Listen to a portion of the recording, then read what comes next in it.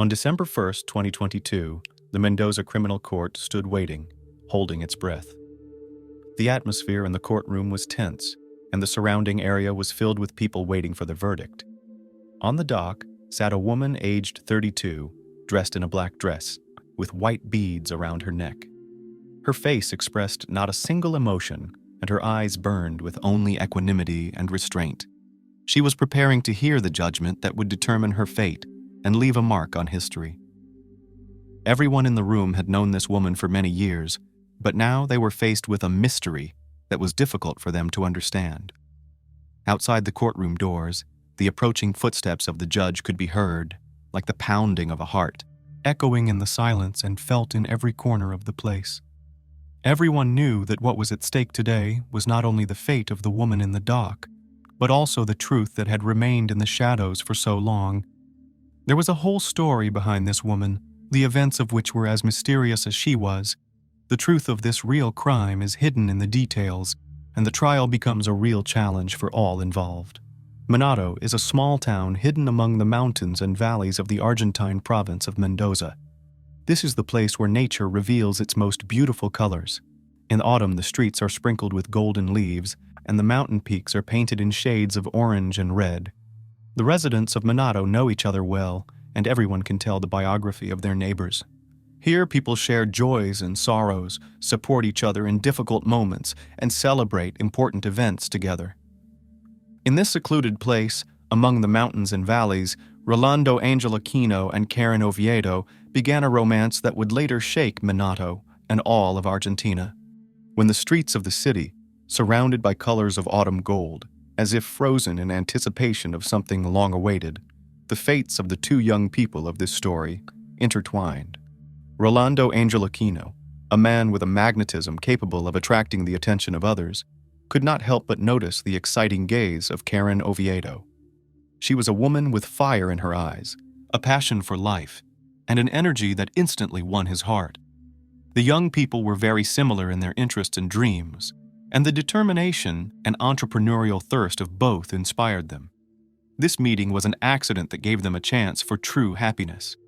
Finally, they found in this relationship what they had been looking for in others for so long. So in 2016, the lovers started living together and opened their own business, a warehouse, which was located in the house where they lived. Karen has always had a special eye for detail, and she lovingly created a sign on one of the windows for customer service. Next to it were lists of items for sale. It was their little corner that they were rightfully proud of.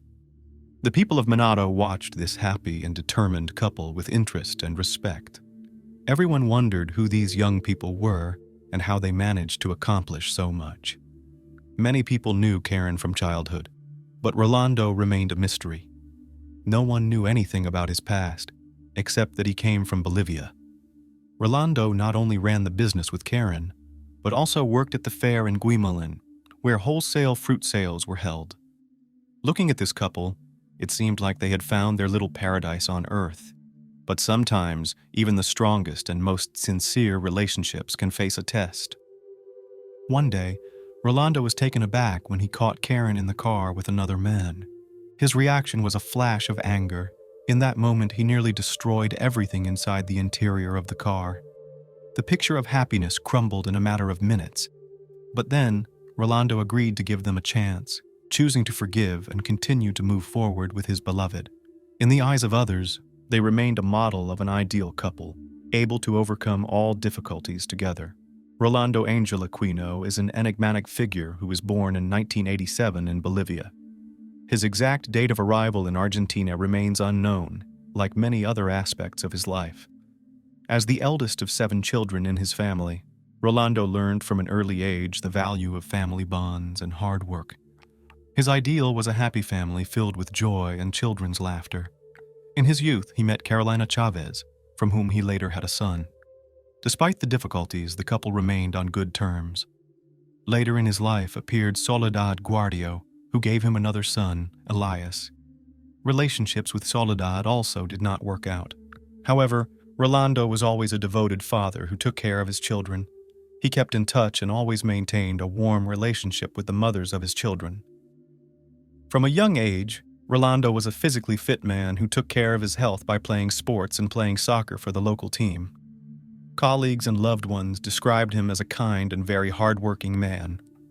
Neighbors in his neighborhood got along well with him, but Rolando always showed a distinct shyness in socializing. Karen was born March 30th, 1990, and spent her childhood and youth in Minato, in the same house where she and Rolando later established their warehouse. She was well known among the locals as an outgoing and open-minded woman. Like Rolando, Karen dreamed of a happy and successful family with a caring and devotedly loving man. However, it took her some time to find the one man with whom she could build her happiness. Before meeting Rolando, Karen had already attempted to create a happy relationship that resulted in the birth of two wonderful girls. One of her former partners, Rolando Oviedo, became the father of one of them, and Karen married him in 2013. However, as time went on, that marriage was on the verge of breaking up. According to Raul, financial difficulties were one of the reasons for the conflict. Worried about his life and in search of new opportunities, Raul decided to leave his family. On the pretext of buying some necessary item, he fled the city and traveled abroad, changing buses to make it difficult to track his whereabouts. In this way, he sought to evade all attempts to locate him. In the summer of 2019, 9-year-old Elias arrived at Rolando and Karen's house. They had many plans for the near future that they wanted to spend together. However, on the morning of July 12, 2019, when Rolando came to wish his son a good morning before leaving for work, he noticed that the boy was not feeling well. The father immediately decided to take his son to the children's hospital to see a pediatrician. There, after examination, it became clear that Elias's condition is critical, and he was immediately sent to the intensive care unit. Despite the best efforts of the medical staff, little Elias died shortly after he was brought to the hospital. The amazing thing was that he left home perfectly healthy, without any unusual symptoms, and arrived at his father's house also perfectly healthy. However, the medical report was devastating. It stated that Elias died of third-degree poisoning, which caused multi-organ failure and cerebral thrombosis. These conclusions left Elias's parents in complete bewilderment, as their son seemed to be completely healthy and active, and suddenly died of an incomprehensible disease. Following their professional duty, the doctors insisted on conducting an additional forensic medical examination. However, Elias's mother and grandmother, dumbfounded by the loss, refused this procedure. Karen offered to cremate the boy's body, but Elias's mother also refused, preferring to bury her son in a private cemetery so that she could come and lay flowers on his grave. Elias's death was a blow that broke Rolando's heart. He was devastated by the unexpected loss of his youngest son. The caring and loving Karen never left Rolando for a moment. She took care of all the business, carefully supported her boyfriend, and helped him through his pain and grief. Over time, with the warmth and support of the woman he loved, the pain began to subside. 16 months after this terrible tragedy, Rolando decided to take a big step and propose to Karen. They got married, and the man was sure that this woman would always be by his side. However, their happiness turned out to be short-lived. On February 6, 2022, Karen returned home after a beauty salon and working out at the gym, and noticed that Rolando began to experience serious health problems. The next day, February 7th, she found a medical ambulance outside their home. Rolando, 35, suddenly felt very ill. After vomiting profusely, he collapsed in the living room of their home, and the housekeeper called for emergency medical help. The doctors allowed Karen to pass to her husband. When Rolando was taken to the Santa Maria clinic, his condition was critical. Despite the efforts of the medical staff, the young man passed away on February 9th. The cause of his death was severe poisoning. Given that Rolando was a healthy man who was active in sports, the medical staff began to ask questions of his wife. Karen confirmed that Rolando was taking medication to remove dark spots on his skin. For specialists, this information was highly suspicious. Tests revealed a significant excess of calcium oxalate crystals in Rolando's system, which is a characteristic sign of poisoning by ethylene glycol, the main component of antifreeze for cars. The investigation into this strange and unexpected death of Rolando became a high priority for authorities. the prosecutor's office was actively investigating the neighborhood where the Aquino couple lived. Neighbors became important witnesses, reporting that Karen had repeatedly given her husband some unknown medication. They were aware that she used these medications to go to a party without her husband. However, neighbors also expressed doubts about what happened to Rolando's son, which led investigators to think and consider the theory that Karen may have only wanted to temporarily sedate her husband rather than take his life. However, the findings of the Technology Crimes Unit officers completely ruled out this hypothesis. Requests for various forensic examinations were sent, and Karen, the wife of the deceased, was thoroughly questioned. Many contradictions arose during the interrogation. The investigating officers called on Karen to name the substance she had slipped to her husband before his death. The woman claimed that it was just a skin blemish remedy and that she had administered it through an IV. However, when she was asked to provide a vial of the solution, Karen said that the housekeeper had already thrown the drug away. A further interview was then conducted with the housekeeper, Claudia Cortez, who denied Karen's statement regarding the discarded vial.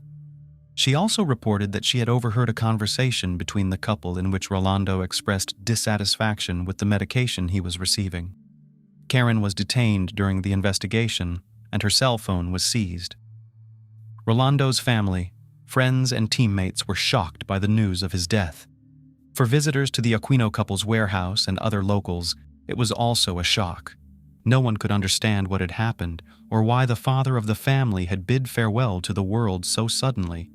Raul, Karen's ex-husband, was extremely surprised when rumors of a deliberate poisoning began to spread. He claimed that his ex-spouse was always affectionate and never violent towards him. After analyzing the suspect's phone, it was discovered that Karen had searched a search engine for information on the deadliest poisons and how to clear her search history. In addition, records of her 2 ethylene glycol orders from an online store were found. The Agency for Toxic Substances, as well as the U.S. Centers for Disease Control and Prevention, found that it is a synthetic substance that absorbs water and is used in the production of antifreeze. This product is odorless, has a sweet taste, and is extremely dangerous to humans. With the preliminary results of the forensic examination and all the information discovered, the prosecutor's office charged Karen with willfully poisoning Rolando with a poisonous substance diluted with orange juice. Consumption of this beverage caused Rolando's health to seriously deteriorate, and he died. A series of strange and tragic events in the Aquino family forced the authorities to take drastic action. By mid-February, with enough evidence against Karen, an aggravated murder charge was filed. In parallel, suspicions surfaced as to the cause of 9-year-old Elias's death, triggering a new investigation. The prosecutor's office decided to conduct a detailed investigation into the boy's medical history. The mother claimed that Elias was fully healthy and active, and that he had suddenly gone into a coma while at his father's house, from which he never came out. The boy's death certificate indicated that the cause was a malfunction of his internal systems and cerebral thrombosis. However, investigators persistently doubted that Elias, at age 9, could have died of such causes, especially given his overall health. The prosecutor's office requested information about possible purchases of ethylene glycol and received a response confirming that Karen purchased the poison on July 2, 2019, shortly before the boy arrived at the Aquino home. Information from Elias's relatives also confirmed that Karen insisted on cremating his body, but the birth mother rejected the idea and preferred to bury her son. The evidence gathered was enough for prosecutor Claudia Rios to file new aggravated murder charges against Karen on March 4th, related to the poisoning of Elias. On March 14th, a judge ordered pre-trial detention for the woman, who tried to appeal, but the judge rejected it, affirming that she should remain behind bars until the trial began. That trial began 10 months later and was an important step in unraveling this complex and dark story. The long-awaited trial began in the Mendoza Criminal Court, attracting public immediate attention. November 28, 2022 was the beginning of the nationwide trial of Leylen Oviedo. 2 indictments were pending. The first, led by prosecutor Fernando Guzzo, concerned the murder of Elias, and the second, involving Claudia Rios, touched on the murder of Rolando. When the trial began, Rolando's eldest son, Javier Aquino, who was only 15 years old, appeared as a plaintiff, supported by counsel. Prosecutor Guzzo argued that Karen killed first Elias, and then his father by giving them ethylene glycol mixed with orange juice. This led to the severe poisoning and death of the son and father. Karen's defense representatives sought to refute the charges against her. They argued that Rolando was violent and abusive to their client, and that there was no credible evidence to support the allegations. The defense also stressed that Karen had no motive for the murder. Why would she kill Elias? Obviously, little Elias could not have posed a threat. Karen's attorney pointed out that the house, cars, and business belonged only to her. He also argued that her client had not made any purchases through her phone, and why would she have searched the internet for information about poisons when she had already used ethylene glycol to poison Elias, as the prosecutor claimed. The lawyer emphasized that while the actions that led to the deaths of the father and son are heinous, it does not give the right to indict a person until they are fully proven guilty. The defense attempted to sow doubt among the jury by arguing that the charges against Karen were false, and Karen claimed that the antifreeze purchase could have been made by her partner by hacking into her account. She also claimed she had an alibi for when her husband was poisoned. On February 6th, Karen was not at home when he began having health problems. The defendant, known to the media as the Guaymalan poisoner, was given the opportunity to speak after the initial phase of the trial was over. Judge Diego Liberty allowed her to speak, and Karen passionately argued that she was being accused of a horrific crime she did not commit. It was extremely painful for her to realize this, especially since she was the mother of 2 young daughters. The court hearing continued, and it was the turn of witness testimony that revealed new aspects of the case. The prosecution decided to address several questions to Karen. Prosecutor Guzzo, focusing on key points, asked her if Karen had suggested that her son Rolando be cremated. To this question, Karen responded emphatically that the decision on this matter was not up to her, and she had never made any such suggestion. The prosecution called as witnesses relatives of the deceased to reveal further details of what had happened. Soledad, Elias's mother, told the court that after her son's death, Rolando relayed to her Karen's words, in which she suggested that Elias's body be cremated so that both families could keep the boy's ashes. However, Soledad rejected the idea. She also shared her memories of meeting Rolando at the cemetery, where she was told about Karen's jealousy. According to her, Karen even slept in a separate bed, that the relationship between Rolando and Karen was so tainted that the couple slept separately. Another witness was Carolina, the mother of Rolando's first child. She confirmed that, according to her ex-husband, the couple slept separately, but Carolina herself had not had any interaction with Karen prior to the incident. However, on the morning of February 8th, Karen herself called her to inform her that Rolando was sick and in the hospital. Karen told Carolina that her husband had probably taken some medication and was feeling ill. She also asked Carolina to help her unlock her husband's cell phone, claiming that she had suspicions that he was seeing another woman. Carolina was shocked to learn of Rolando's condition, as they had seen each other just a few days ago and he seemed perfectly healthy. She revealed that when she arrived at the hospital, Karen was already there and had gone to see the doctors. Caroline wasn't allowed inside, so she was left waiting. Later, as she was leaving the hospital, Karen told her that no one else was there and everyone had left. This made Caroline very suspicious, and she demanded an explanation from the doctors, to which the doctor announced that the patient had lost consciousness and was not responding to treatment. Caroline then went to the hospital secretary and complained.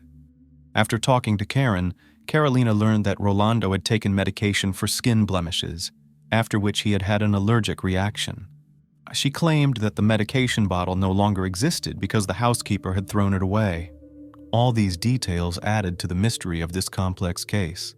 The trial continued, and now doctors and experts stood before the jury to present forensic evidence and the results of a psychological examination. This evidence threw light on details that had gone unnoticed earlier. Dr. Ivana Marimelli, a pediatrician at the hospital, described how she cared for Elias in July 2019 when the boy was hospitalized. She described that Elias was brought to the medical facility with severe breathing difficulties and urgently required intubation. He also underwent a CT scan which revealed a deep cerebral thrombosis. Elias was given a course of intensive care. The doctor also confirmed that the symptoms that Elias had were consistent with ethylene glycol poisoning.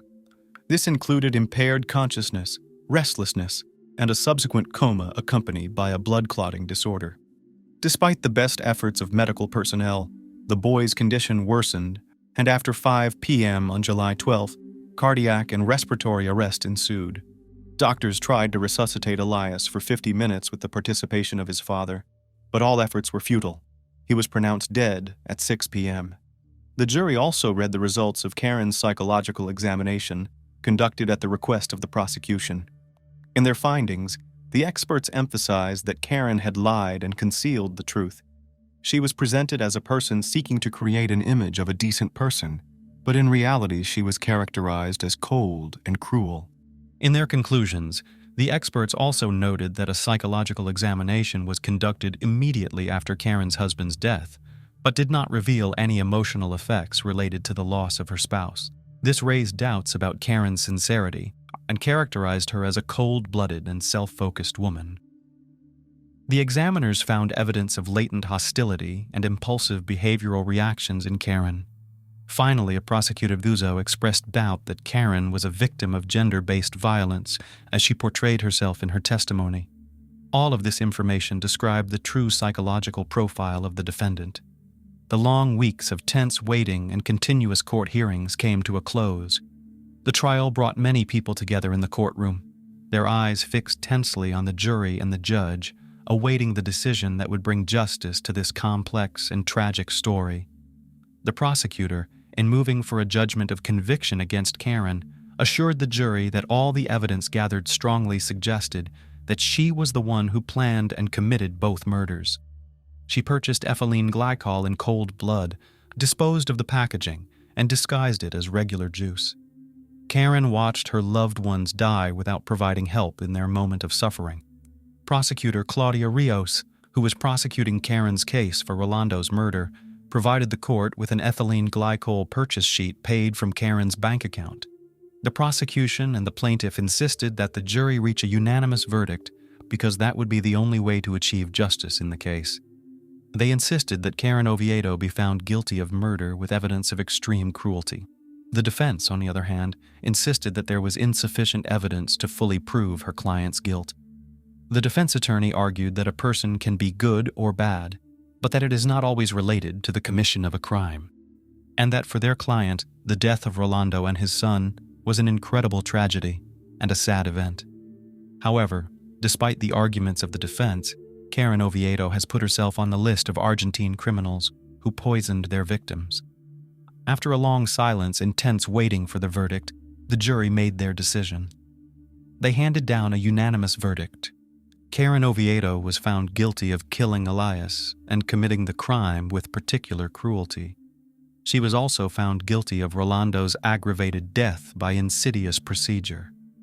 Karen, standing in her black outfit with white beads around her neck, listened to the verdict without apparent emotion. The jury reached a guilty verdict. She was awarded a life sentence in prison. Karen Oviedo, the woman in the dock, tried to escape punishment for the treacherous murders that shook society and left many unsolved questions. Her plans to cremate the bodies of the victims may have been her last attempt to escape the punishment she deserved. However, despite her tricks, the court and jury did not give in and rendered a just verdict. So why did Karen Oviedo kill her loved ones? That remains a mystery. She had everything she needed to be happy. Perhaps the motive lies in the depths of her own soul, in jealousy, self-interest, pride. Karen refused to admit her guilt, which is why the motives behind this horrific crime remain unclear. Karen Oviedo will now face long years behind bars, pondering what dark forces may have so badly ruined her and those around her. This is a story that reminds us that even the closest of relationships can hide terrible secrets and mysteries, and that true love and loyalty must always come first.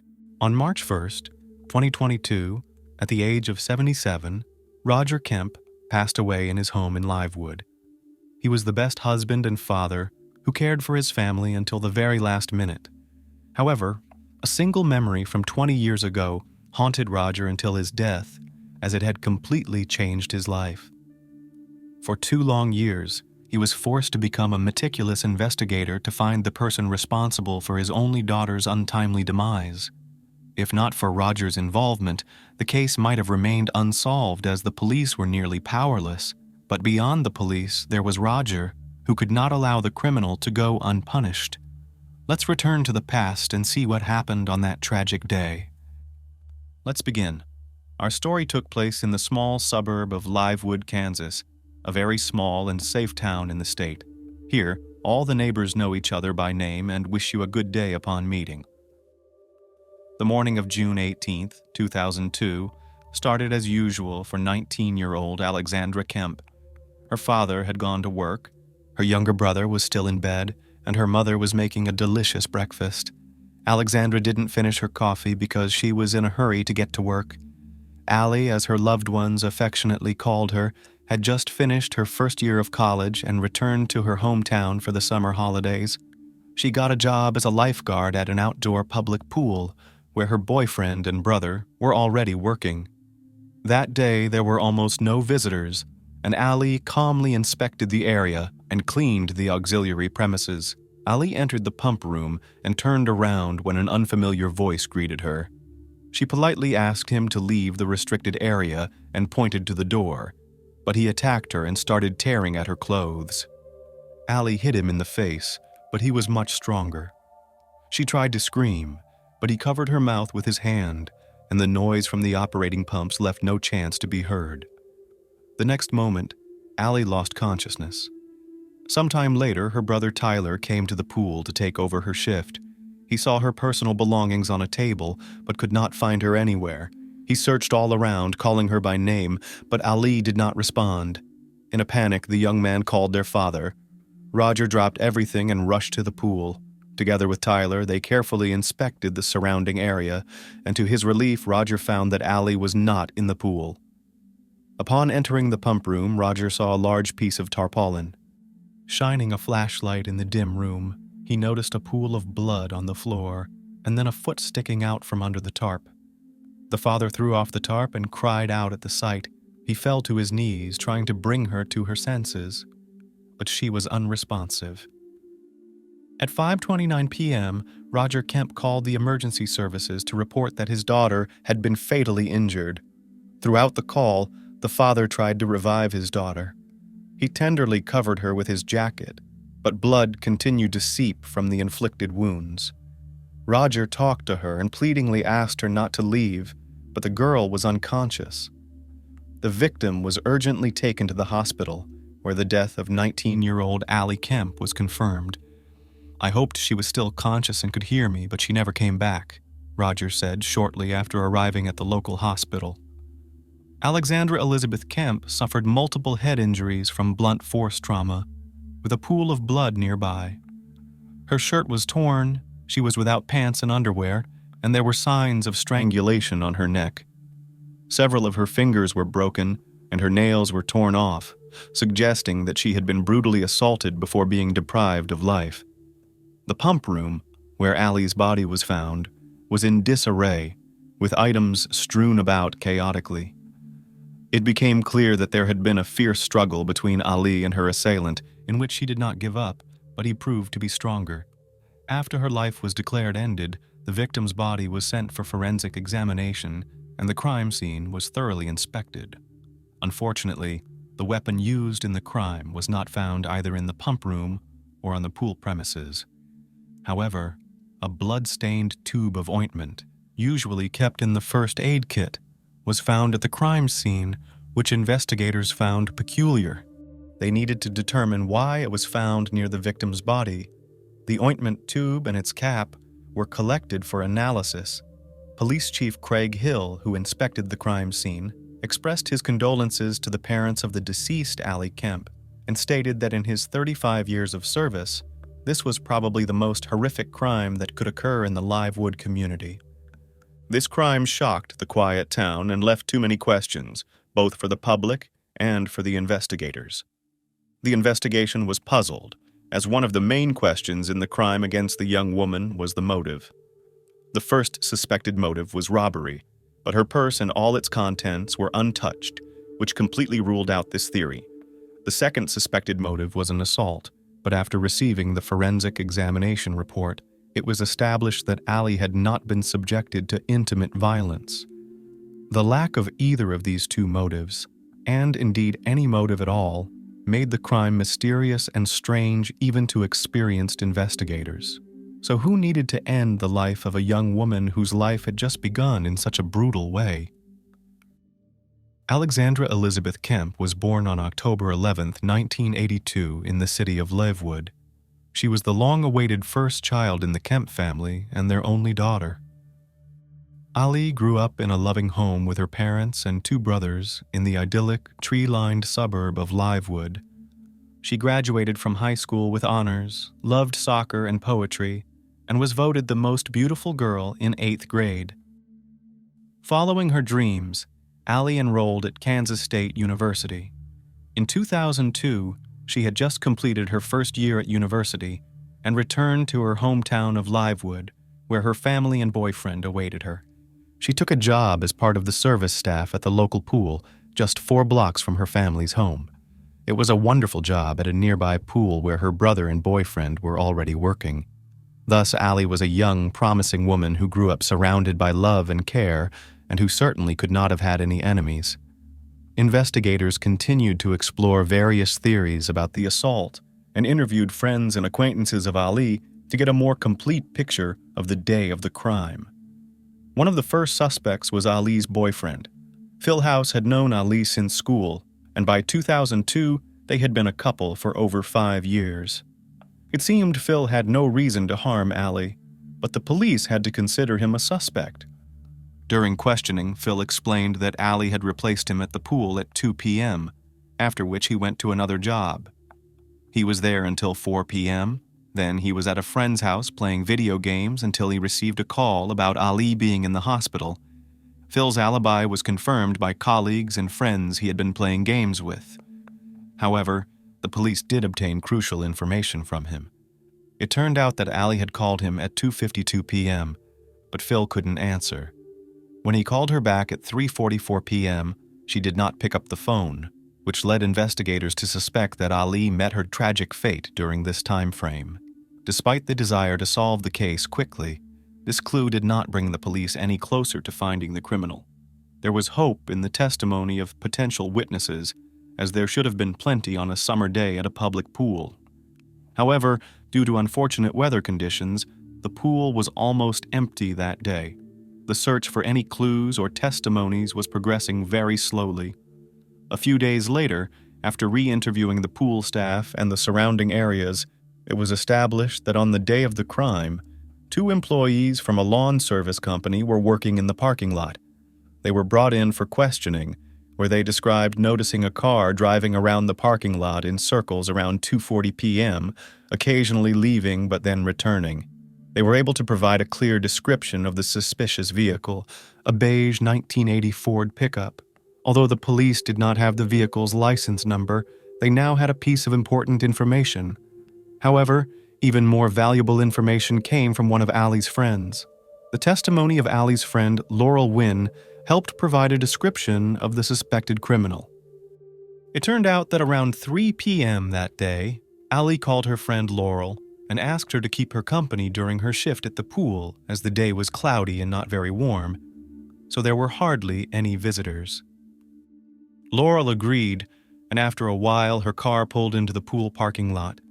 She called Ali, but there was no answer. Not seeing Ali outside, Laurel blew loudly on a lifeguard whistle, thinking it would be amusing. At that moment, a man exited the pump room, pretending to talk on the phone.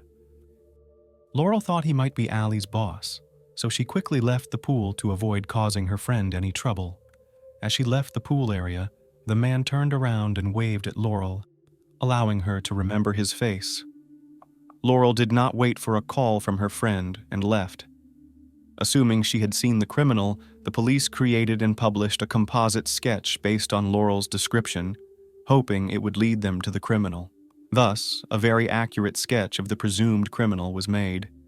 The sketch and the description of the suspicious vehicle were broadcasted on local television. Undoubtedly, such publicity increased the chances of identifying and capturing the criminal, and the police indeed received a massive number of reports from people who believed they had seen this man. This led the investigation to its first suspect, James Drider. A young man, Drider owned an old Ford pickup and closely resembled the composite sketch. He lived in Olade, approximately 20 minutes' drive from Livewood, where he worked as a mechanic in a small auto repair shop. Upon obtaining the address of the presumed suspect, police visited him at his workplace.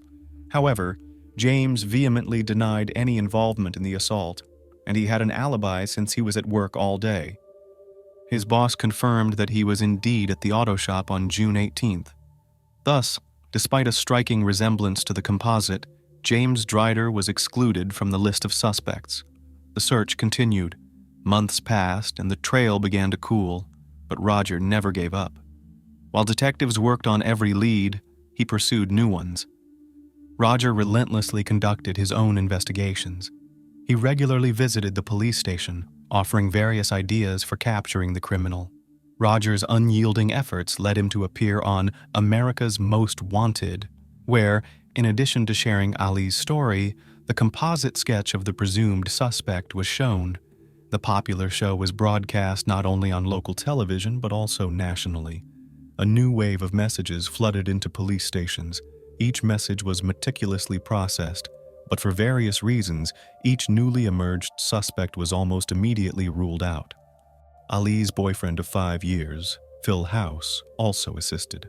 He initiated a virtual hunt, sending out emails to university students. He urged them to look at the composite sketch and watch the America's Most Wanted episode focusing on Ali's case. A reward of $50,000 was offered for any information leading to an arrest. Despite all efforts, the case again reached a dead end.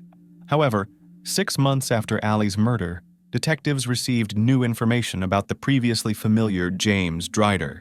It turned out that in January 2003, news outlets in neighboring Colorado reported the search for a man responsible for 3 assaults. Roger recognized Drider from the wanted sketch, who had been previously excluded as a suspect in Ali's murder and was now wanted for assaults. Despite Drider's alibi on the day of Ali Kemp's murder, the police now had no doubts they had found their suspect.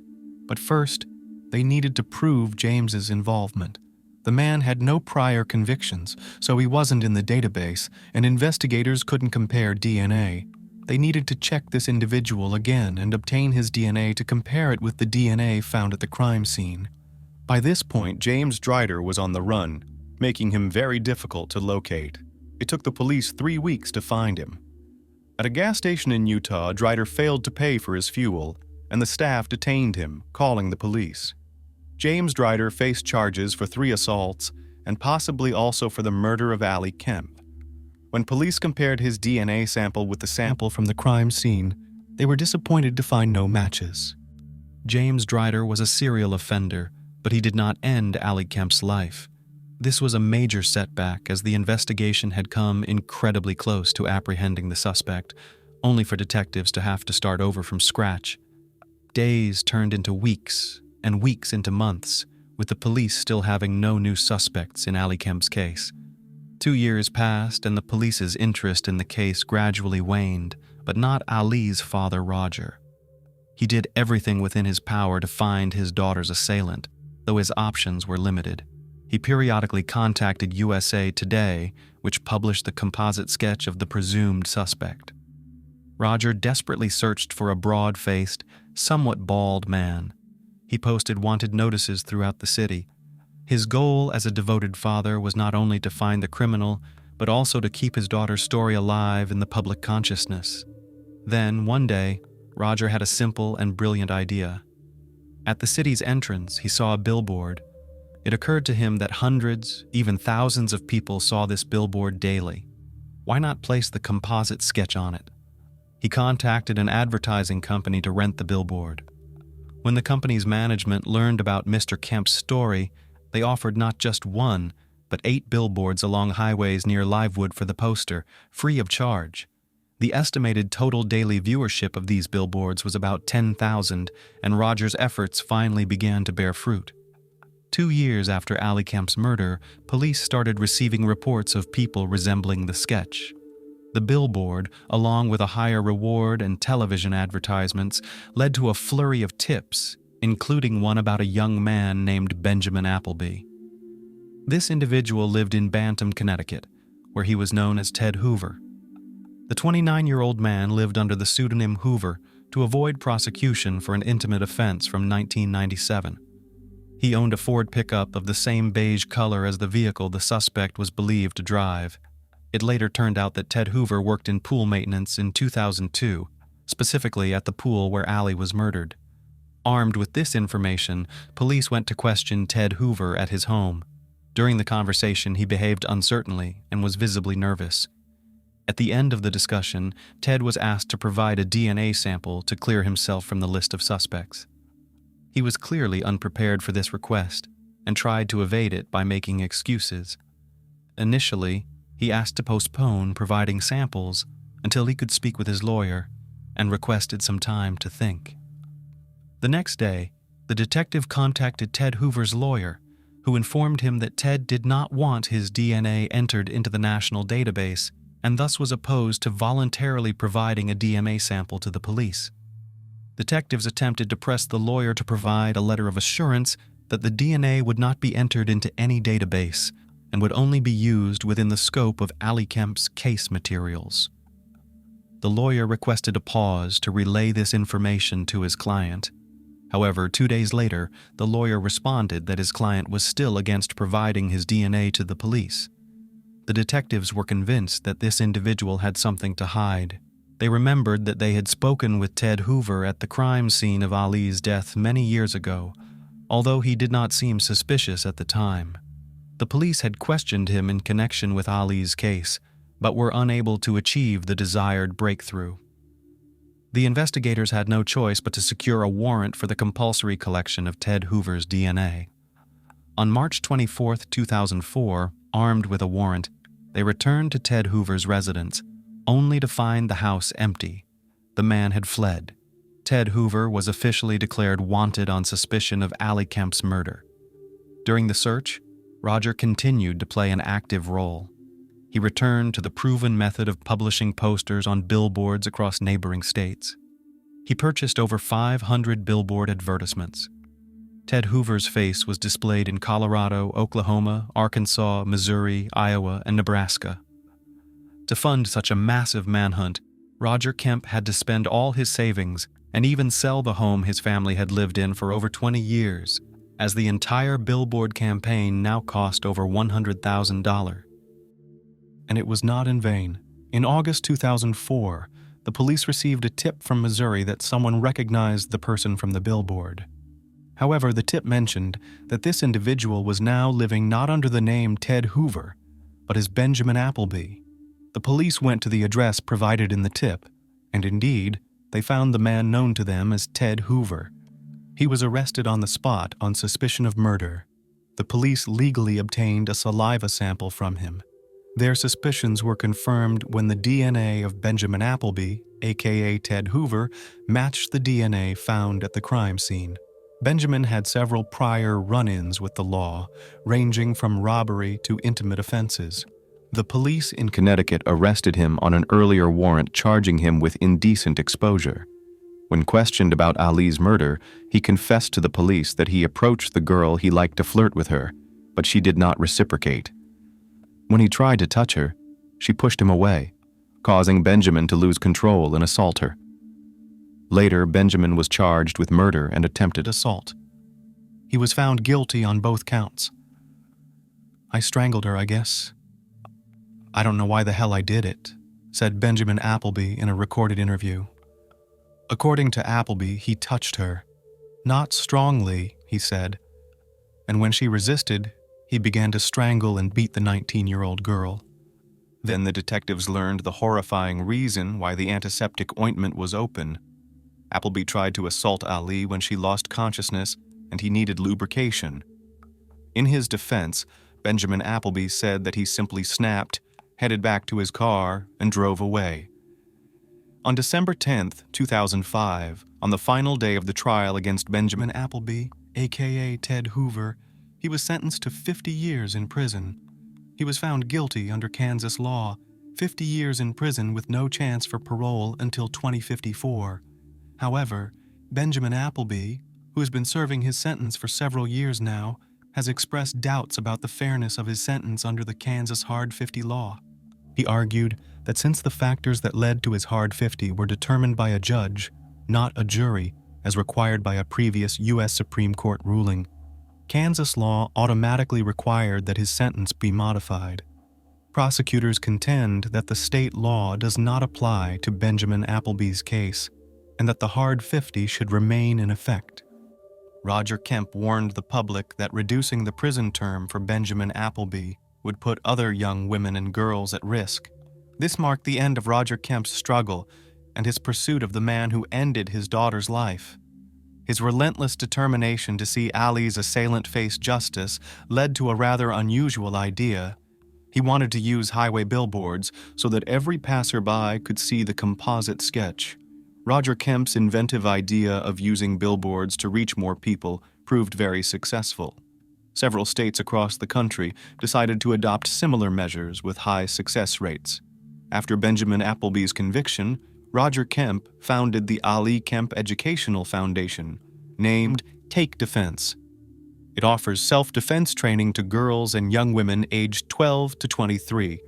Workshops are conducted nationwide. Participants have sent hundreds of testimonials from women saying that the training prevented attacks and even saved their lives. Until his last days, Kemp personally spoke at events and before each local class. Over 70,000 people across the country have taken this self-defense course. Later, he started a self-defense program for girls and women of all ages, named the Ali Kemp Educational Foundation, or simply TAKE. It teaches women how to protect themselves in dangerous situations. In 2011, Roger Kemp was also awarded the Presidential Citizens Medal for his work with the foundation. Out of 6,000 nominees, Kemp was one of 13 people to receive one of the highest honors a civilian can receive from the president.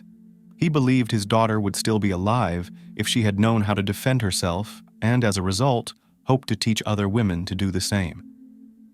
Years after the tragic loss of his only beloved daughter, he still could not bear to describe the brutal assault on her and did not wish to recall that horrific day that completely changed his life.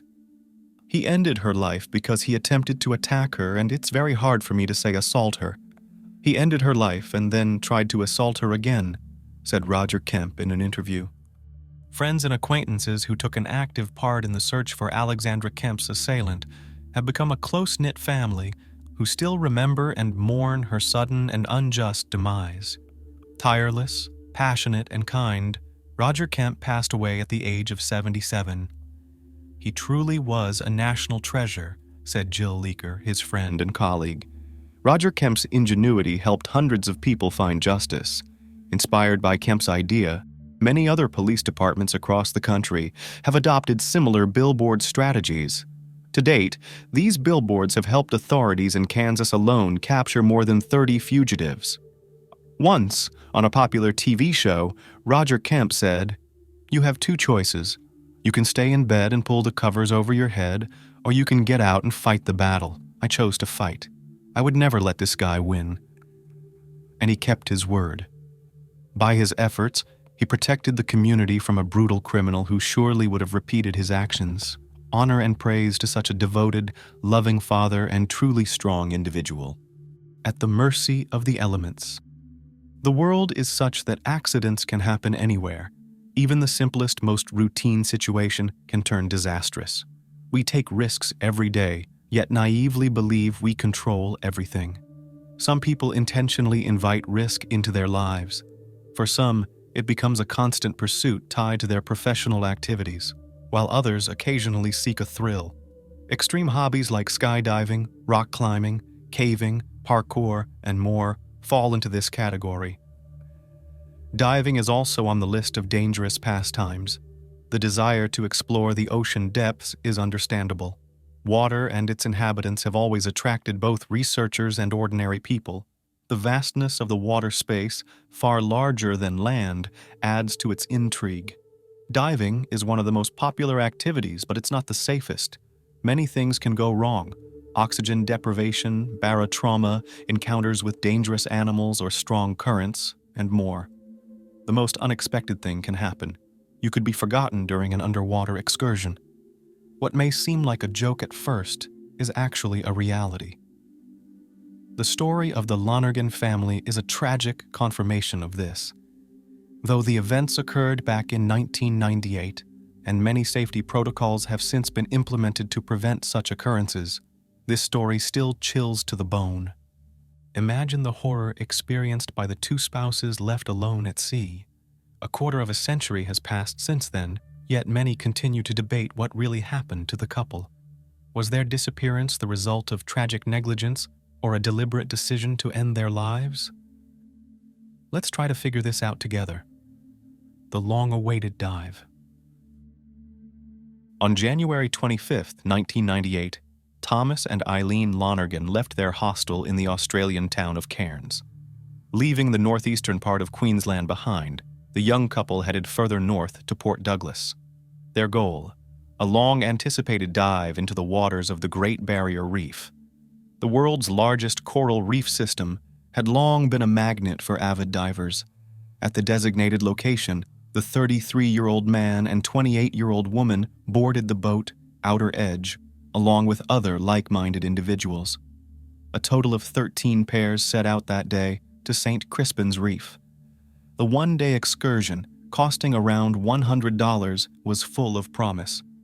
The package included 3 dives in a picturesque and safe location, all under the supervision of an experienced crew.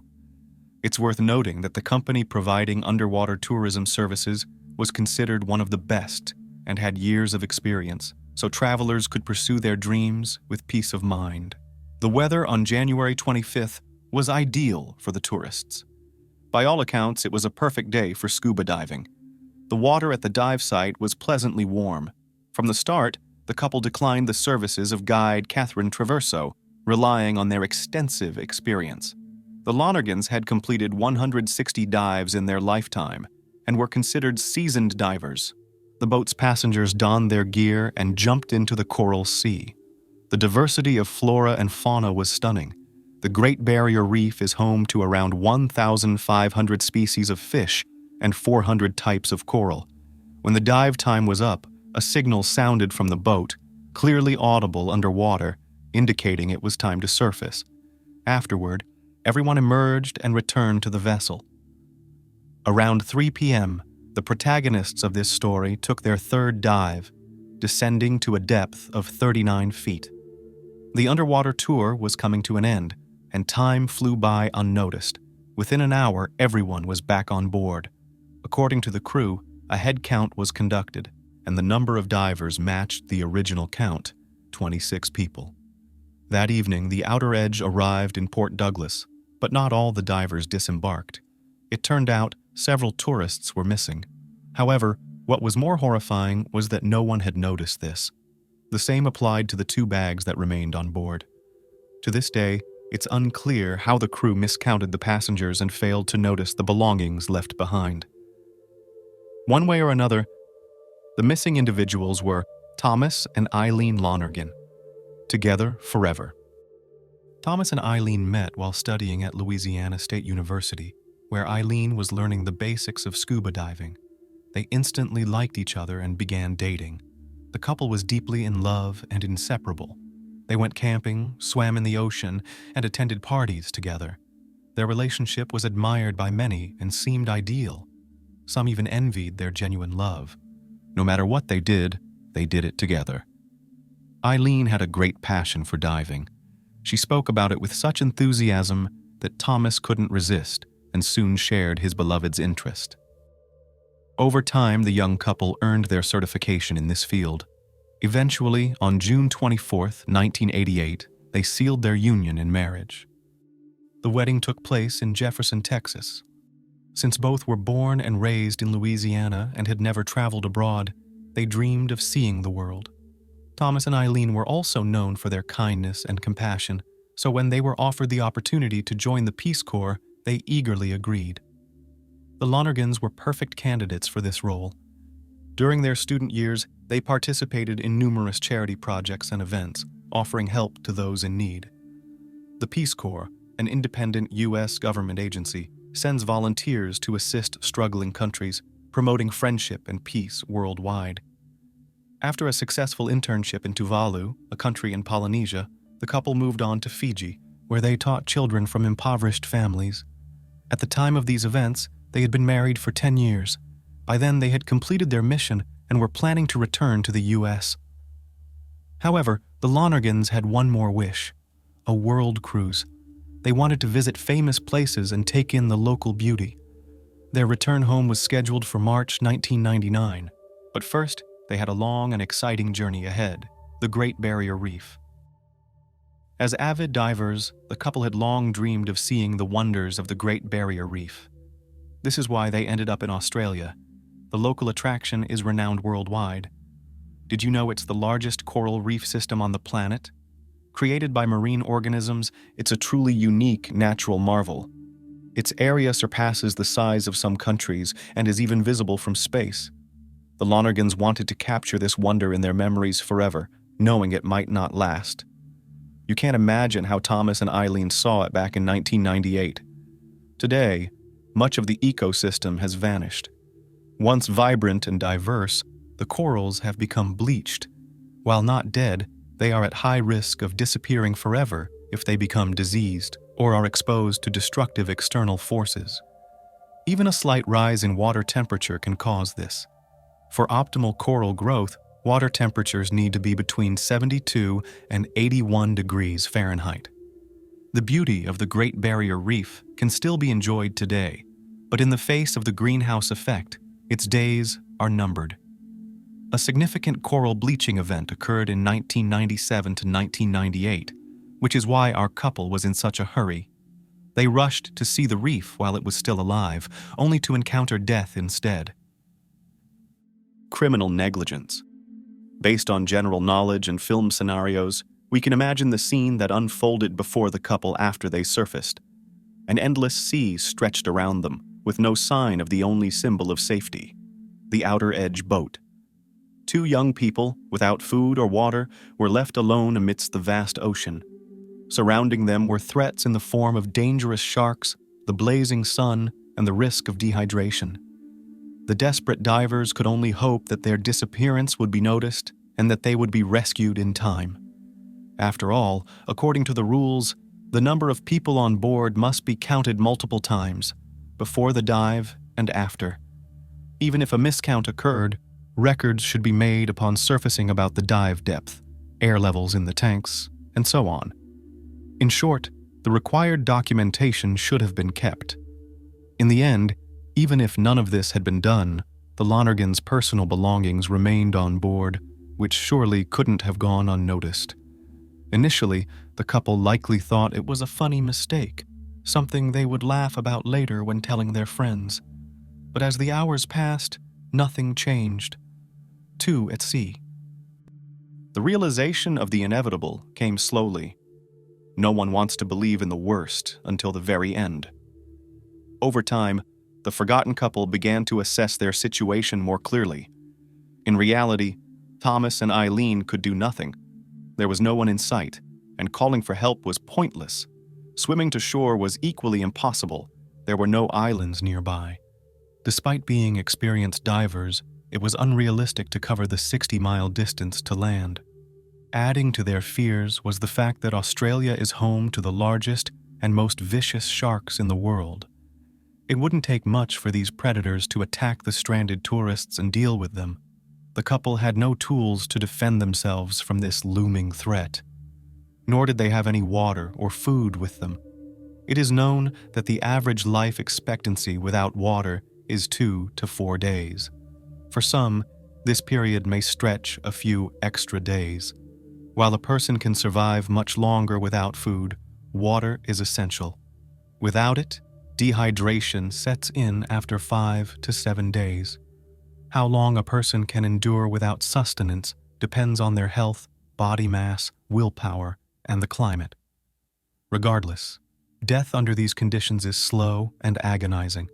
On top of that, they faced scorching heat, increasing the likelihood of sunstroke or heat exhaustion. The only two comforting thoughts at that moment were these. First, they were not alone in this situation, but together, as they had always been. Second, as divers, they were unlikely to drown. Their gear included buoyancy compensators, which are much more reliable than life jackets. The next danger they faced came in the form of strong winds and powerful currents. They were being carried farther and farther away. Even if someone began searching for them after a while, they would no longer be in the same location. The most tragic aspect, however, was that there were pontoons just 1.5 to 2 miles away. These floating platforms, anchored to the ocean floor, provide a place to rest. Had the Lonergans known about this, things could have been very different. They could have waited for help in relative safety, resting, and even sleeping. But alas, a different fate awaited them. The couple was being swept into open waters, farther from any chance of rescue. With about 5 hours left until sunset, night, the most dangerous time, was approaching. For when everything sleeps, the sea comes alive. A chance at rescue. At this time, the 24 passengers of the Outer Edge and the crew had all disembarked. The exhausted tourists headed to their hotel rooms, and the boat's crew returned home to their families. No one gave a thought to anything being wrong. No one cared about the belongings left aboard. Everyone was simply tired after a busy day and eager for rest. The next day brought no significant changes. However, there was one moment that should have drawn attention. Another group of divers visited the Great Barrier Reef. The familiar boat pulled up to its usual spot, and the tourists descended into the water. Upon resurfacing, one of them told a crew member that they had noticed diving weights on the ocean floor. These weights, part of a diver's equipment, are used to counteract buoyancy. Most likely, the discovered gear belonged to Thomas and Eileen, who had detached them. But the crew member didn't take the information seriously, chalking it up as an interesting find. Yet such items don't simply lie around on the ocean floor for no reason. The negligent worker should have treated the discovery with the attention and caution it deserved. Unfortunately, another mistake and act of negligence occurred. Had an alarm been raised, perhaps the search for the missing couple would have started sooner, and they might have survived. The cruel irony of fate, waiting for help and fighting for your life while people and a boat are not far away. Sadly, this is often the case.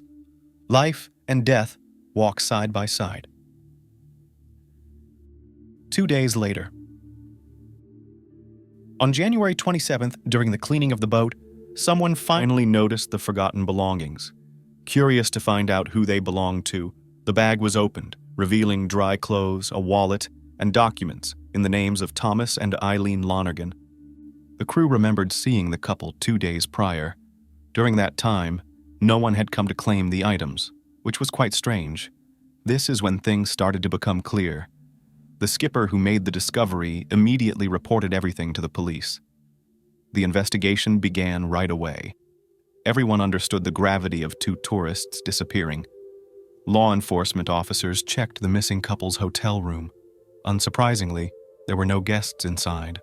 The hotel staff confirmed they had seen the couple before their trip on Sunday morning. After that, they never returned. However, no one had raised any alarms since the room had been prepaid, and it was assumed their excursion could have lasted several days. Tension mounted. The police interviewed the Outer Edge crew, as well as all the passengers from the past few days. It became apparent that no one had seen Thomas and Eileen for quite some time. Moreover, no one could recall if they had even come ashore. Each tourist had been busy with their own activities. The crew insisted that they had counted everyone before heading to shore, but perhaps they had counted the same couple twice. However, some tourists pointed out they hadn't noticed any counting at all, at least not out loud. The discovery of the weight belt was also mentioned.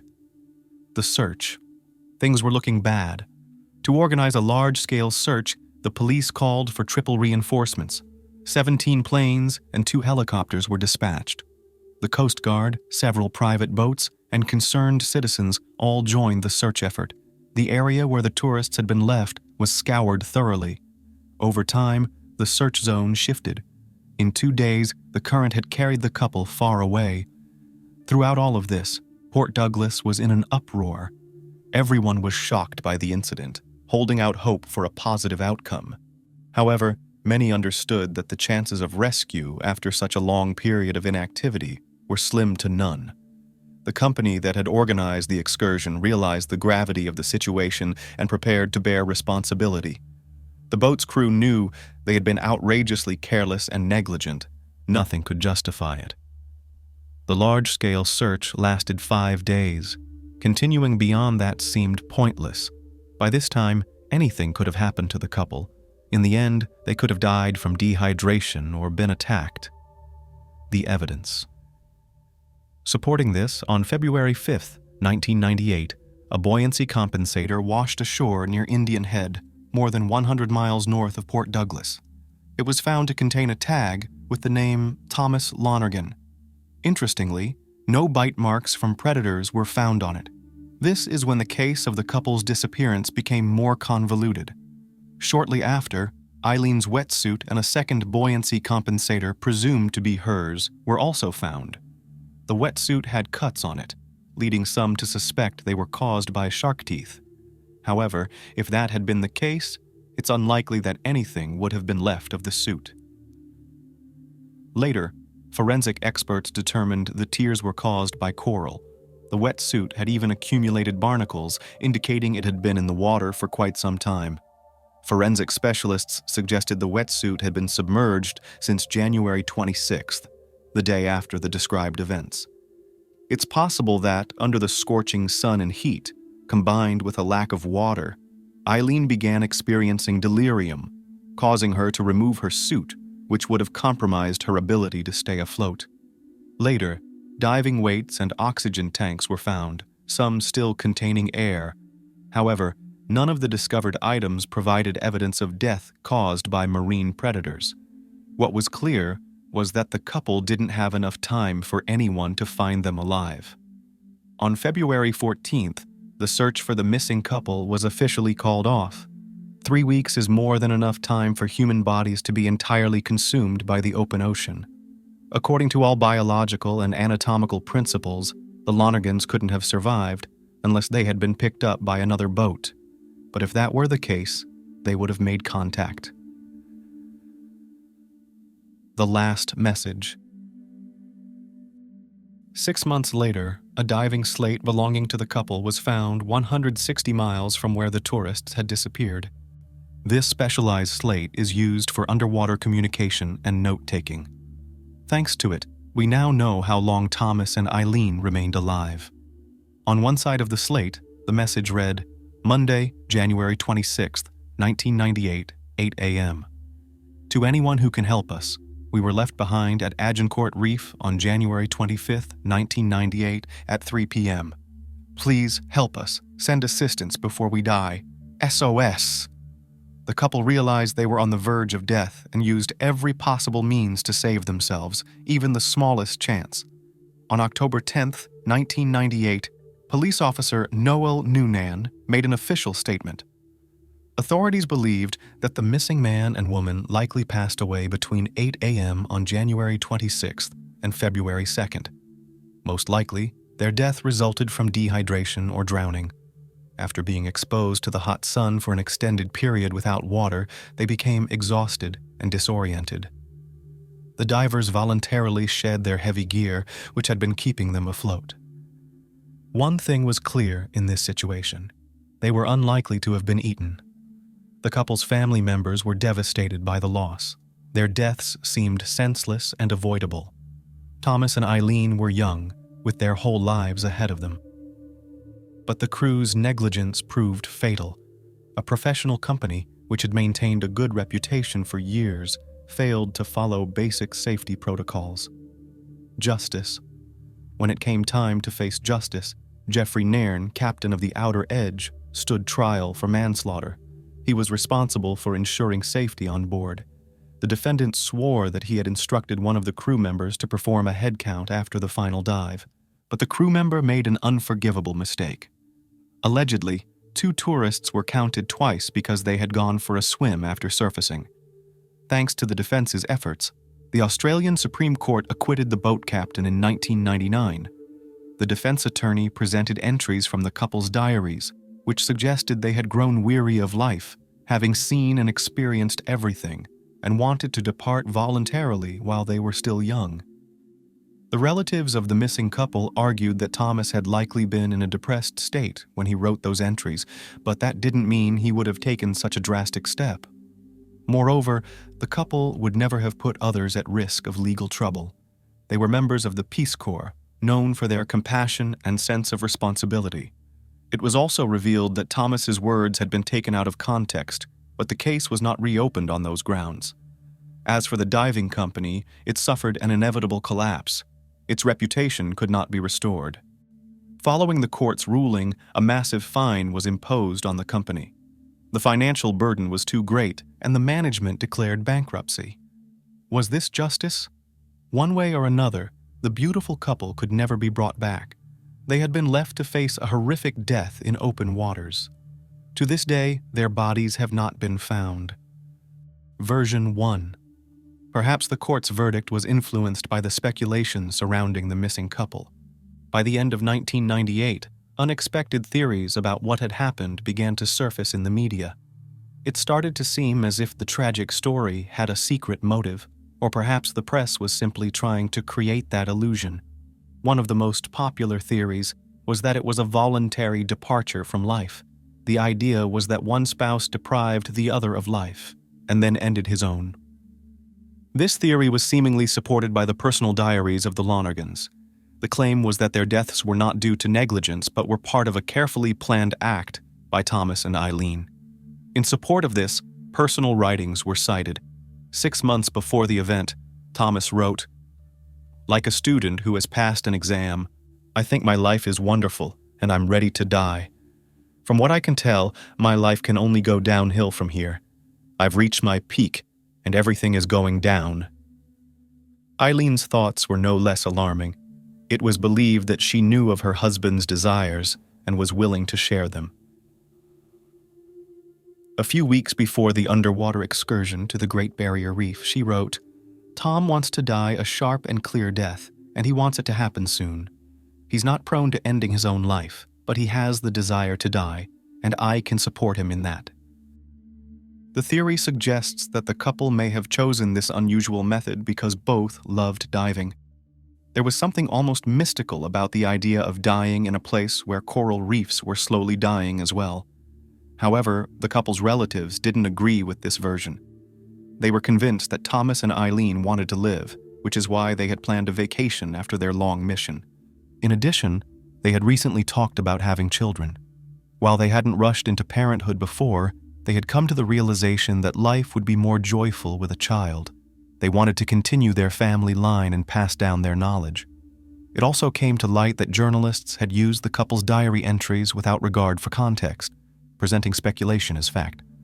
The spouse's words were twisted and misinterpreted. Version 2. Others believed that the Lonergans' deaths were staged. American researchers Hugh Merchan and Audrey Lindock, who investigated the case, supported this theory. They believed that Thomas and Eileen intended for their diary entries to be found and published. After all, how else would they have ended up in the media?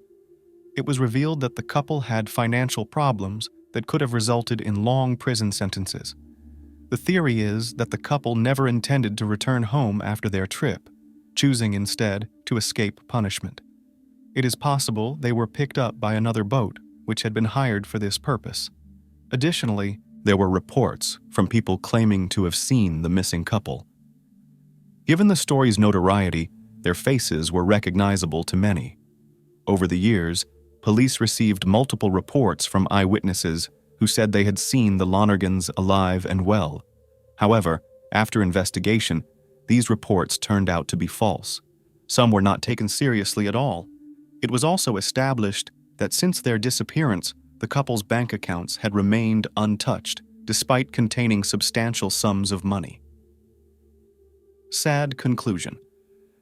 Officially, Thomas and Eileen are still considered missing.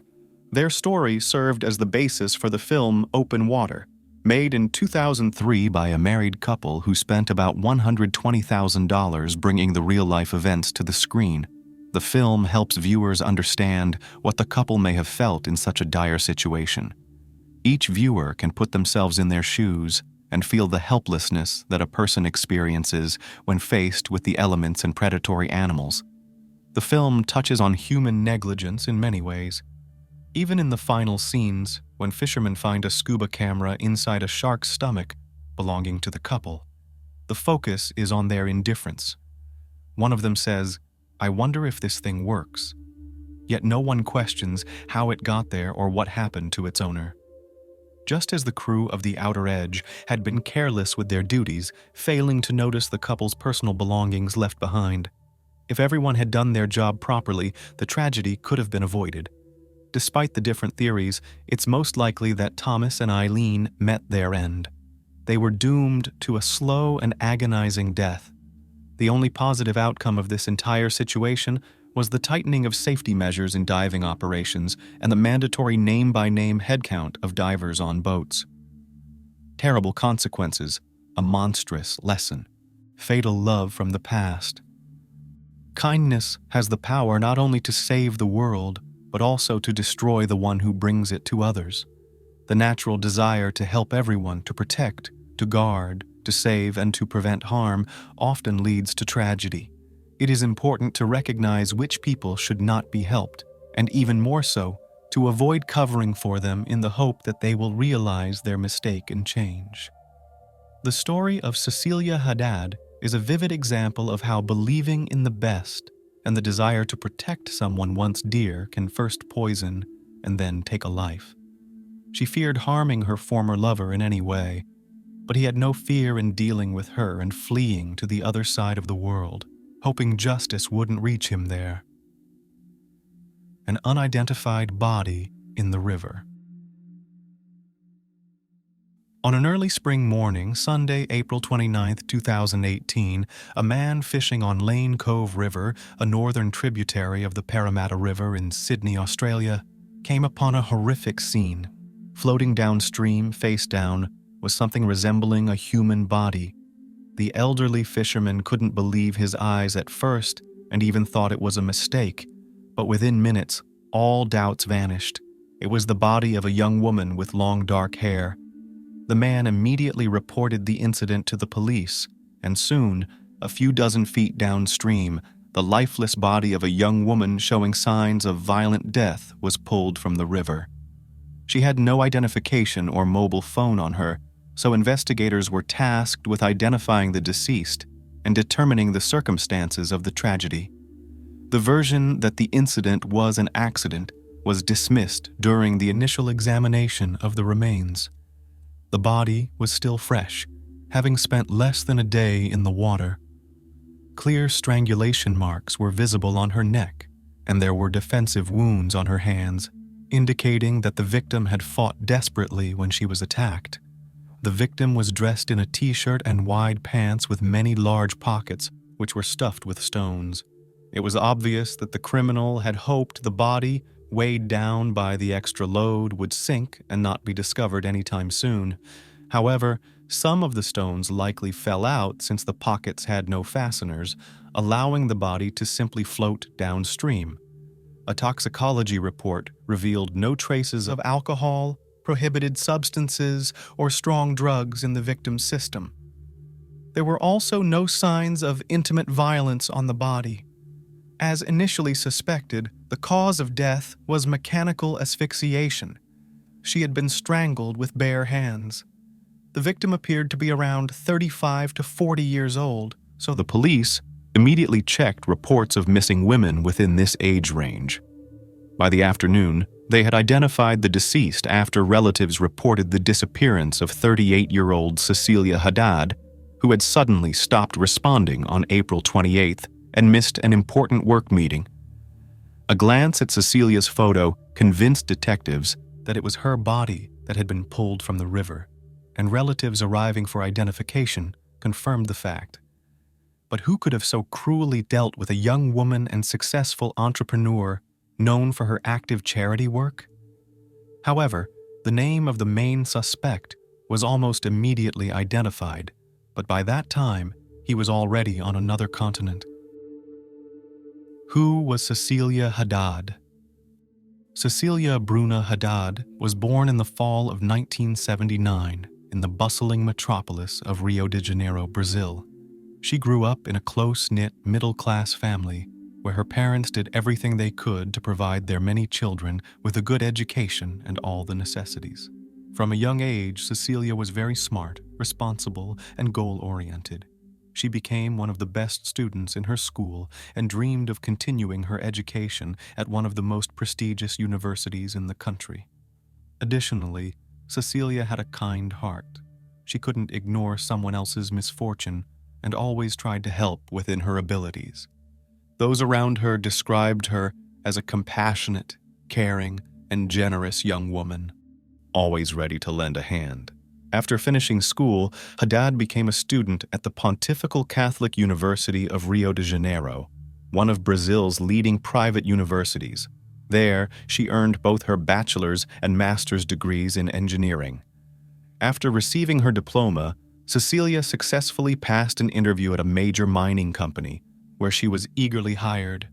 Almost immediately, her career took off, and within a year, she became a leading specialist. In 2007, at the age of 27, the Brazilian woman decided to dramatically change her life and moved to Australia after receiving an enticing job offer. Cecilia fully understood the challenges she would face being in a foreign country, far from her loved ones and friends, but she decided to take the risk. Cecilia was fluent in Spanish and Portuguese, her native languages, but had to learn English almost from scratch, a task she handled successfully and quickly. Haddad took a managerial position at one of Australia's largest mining companies and quickly fit in with the team. The sweet, sociable, and friendly woman made many friends and began actively engaging in charity work and volunteering, helping people and homeless animals. Alongside this, she developed a new hobby, hiking and skiing in the mountains. In 2016, Cecilia founded her own consulting company, which supported and guided people looking to start their own businesses. Her clients included both native Australians and immigrants who had come to the country in search of a better life, just as she had once done. Personal life. Working at the aforementioned major Australian industrial company, Cecilia earned a good salary and could afford whatever she wanted.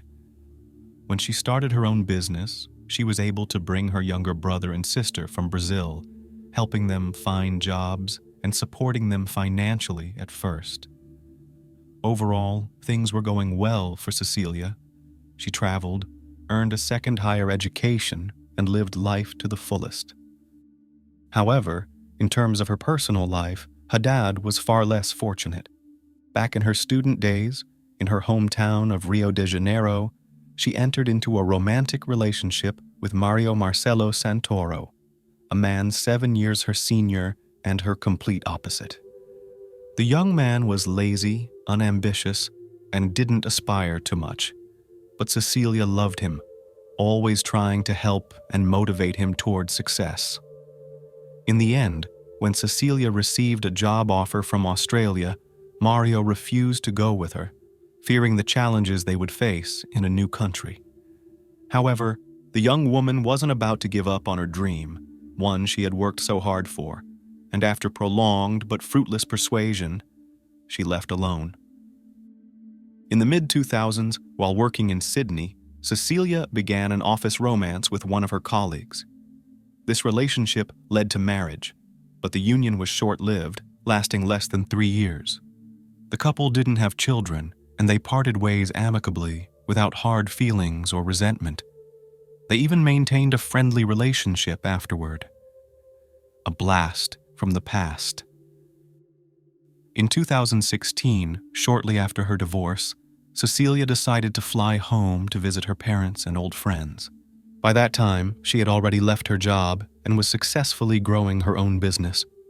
She looked fantastic, enthusiastically talked about her life in Australia, and eagerly made plans for the future.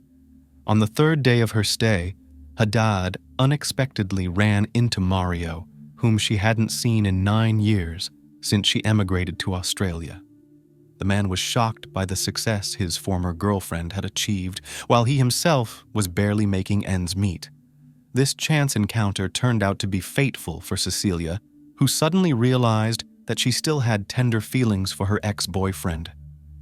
For the next few days, the two spent time walking around their favorite places where they had once been happy. After Cecilia returned to Sydney, they continued to talk and text every day. Within a month, Cecilia bought Mario a plane ticket and essentially brought him to live with her, deciding he was the man she would be happy with for the rest of her life. The couple settled in Cecilia's spacious apartment in an elite residential complex, and for a time, she fully supported her beloved. Later, using her connections, she helped him secure a good position with a high salary and actively encouraged his career growth. Haddad was once again in love, just like in her youth, and failed to notice that her partner was simply taking advantage of the situation. Toxic relationship. Shortly after the couple moved in together, their relationship began to deteriorate. The man became jealous, domineering, and tried to control every aspect of Cecilia's life. However, independent and strong-willed, Cecilia refused to be manipulated.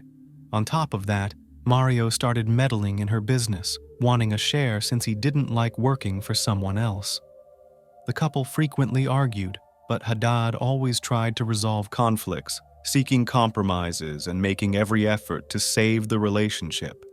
Yet, her partner was simply draining her emotionally, monitoring her actions, taking her phone and work laptop without permission, and trying to limit her social circle. Cecilia endured this situation for almost a year, but finally decided to have an honest conversation and informed Mario of her intention to break up. This news infuriated him. He started yelling and insulting Cecilia, and when she tried to calm him down, he struck her across the face. He had been physically aggressive before, pushing her or grabbing her arms hard enough to leave bruises. But this was the first time he had hit her. This was the last straw, and Haddad simply showed him the door. At first, Santoro tried to beg for her forgiveness. He sent her touching messages, apologized, and sent flowers and gifts. But Cecilia remained firm. Realizing he couldn't fix things, the man changed tactics, resorting to threats and intimidation. From that point on, he began stalking his ex-girlfriend, turning her life into a nightmare. Obsessed stalker. After the breakup, Mario rented an apartment in a complex just 10 minutes away from Cecilia's home.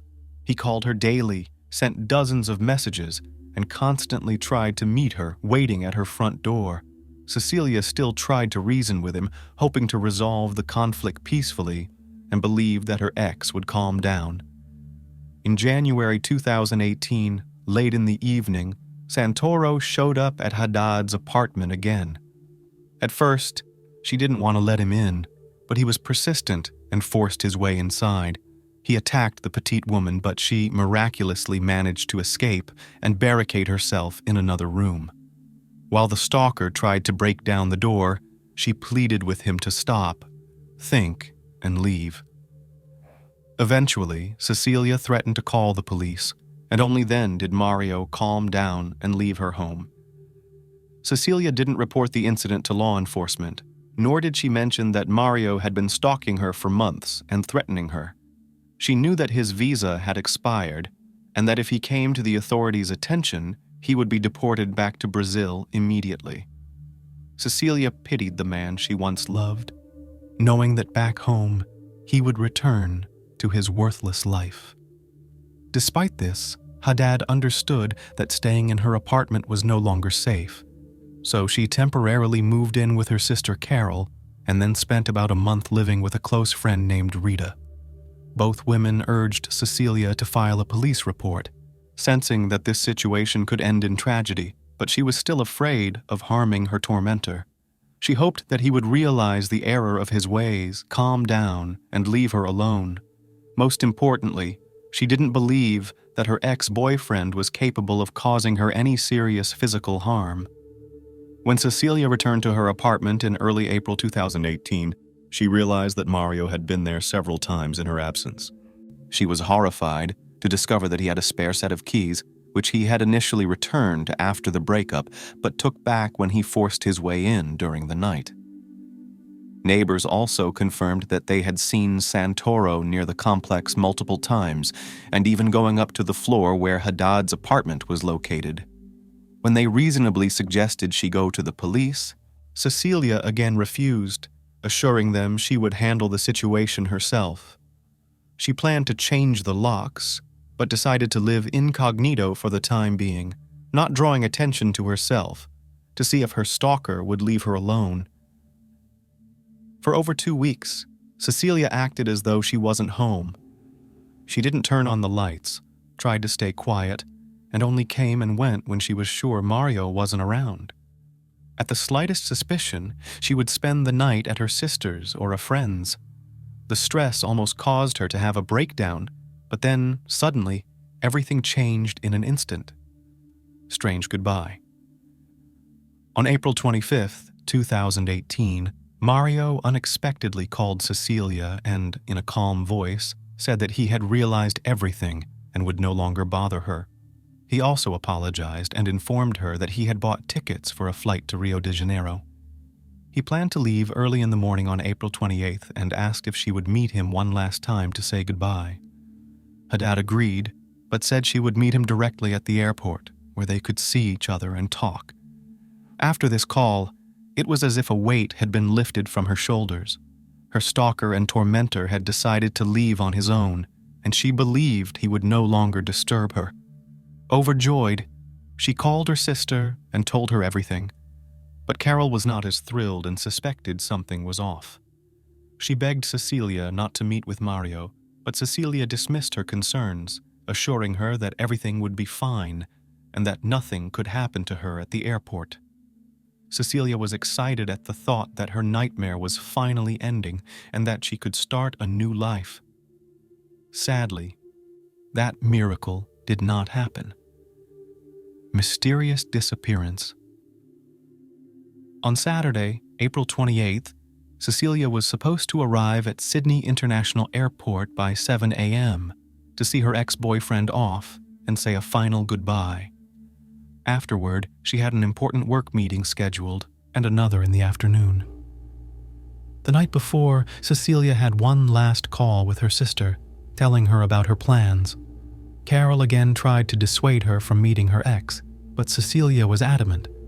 She insisted that she needed to see for herself that Mario boarded the plane and would no longer bother her. The two sisters talked for about an hour, and Cecilia promised to call as soon as he left. However, the next day, instead of a call, a rather strange message arrived from Haddad. She said she was heading to the mountains for a couple of days because she needed to reflect on everything that had happened and clear her head. Carol tried to call her, but the phone was already turned off. Soon, it became clear that similar messages had been sent to several of Cecilia's friends and colleagues, and she had not shown up for any of her scheduled meetings, which was completely out of character for her. That evening, Cecilia's family and friends reported her missing to the police, providing the name and details of the potential suspect. At that time, they still hoped she was alive, but by the next morning, all hope was shattered when her sister was called to identify her body. Investigation and evidence search. On April 29th, the police combed the riverbank upstream, searching for clues or evidence. They found a discarded pair of men's shoes soaked through in the grass. Detectives speculated that the criminal didn't want to leave tracks and decided to dispose of the shoes. In the victim's apartment, dried footprints left by wet socks were found. But why did he return to the victim's apartment after dealing with her? Since Mario didn't own a car, he used the vehicle of the woman he had deprived of life to dispose of her body. Sand, Fragments of coastal vegetation and puddles of river water were found inside the car. Additionally, numerous fingerprints belonging to the suspect were discovered. Moreover, almost all of Santoro's movements were tracked through his cell phone signal, and he was caught on several street surveillance cameras. It was determined that Mario took a taxi to the airport. Authorities quickly located the driver, who agreed to speak with them. The driver claimed the passenger was calm, but asked for a significant detour to pass over a small bridge crossing a river away from the bustling city roads. There, he asked to stop, got out, and threw a bag into the water, as well as something resembling a set of keys. He then returned to the car and they continued the journey. The driver took the police to that very bridge. Divers were called to the scene and spent hours searching the riverbed for evidence.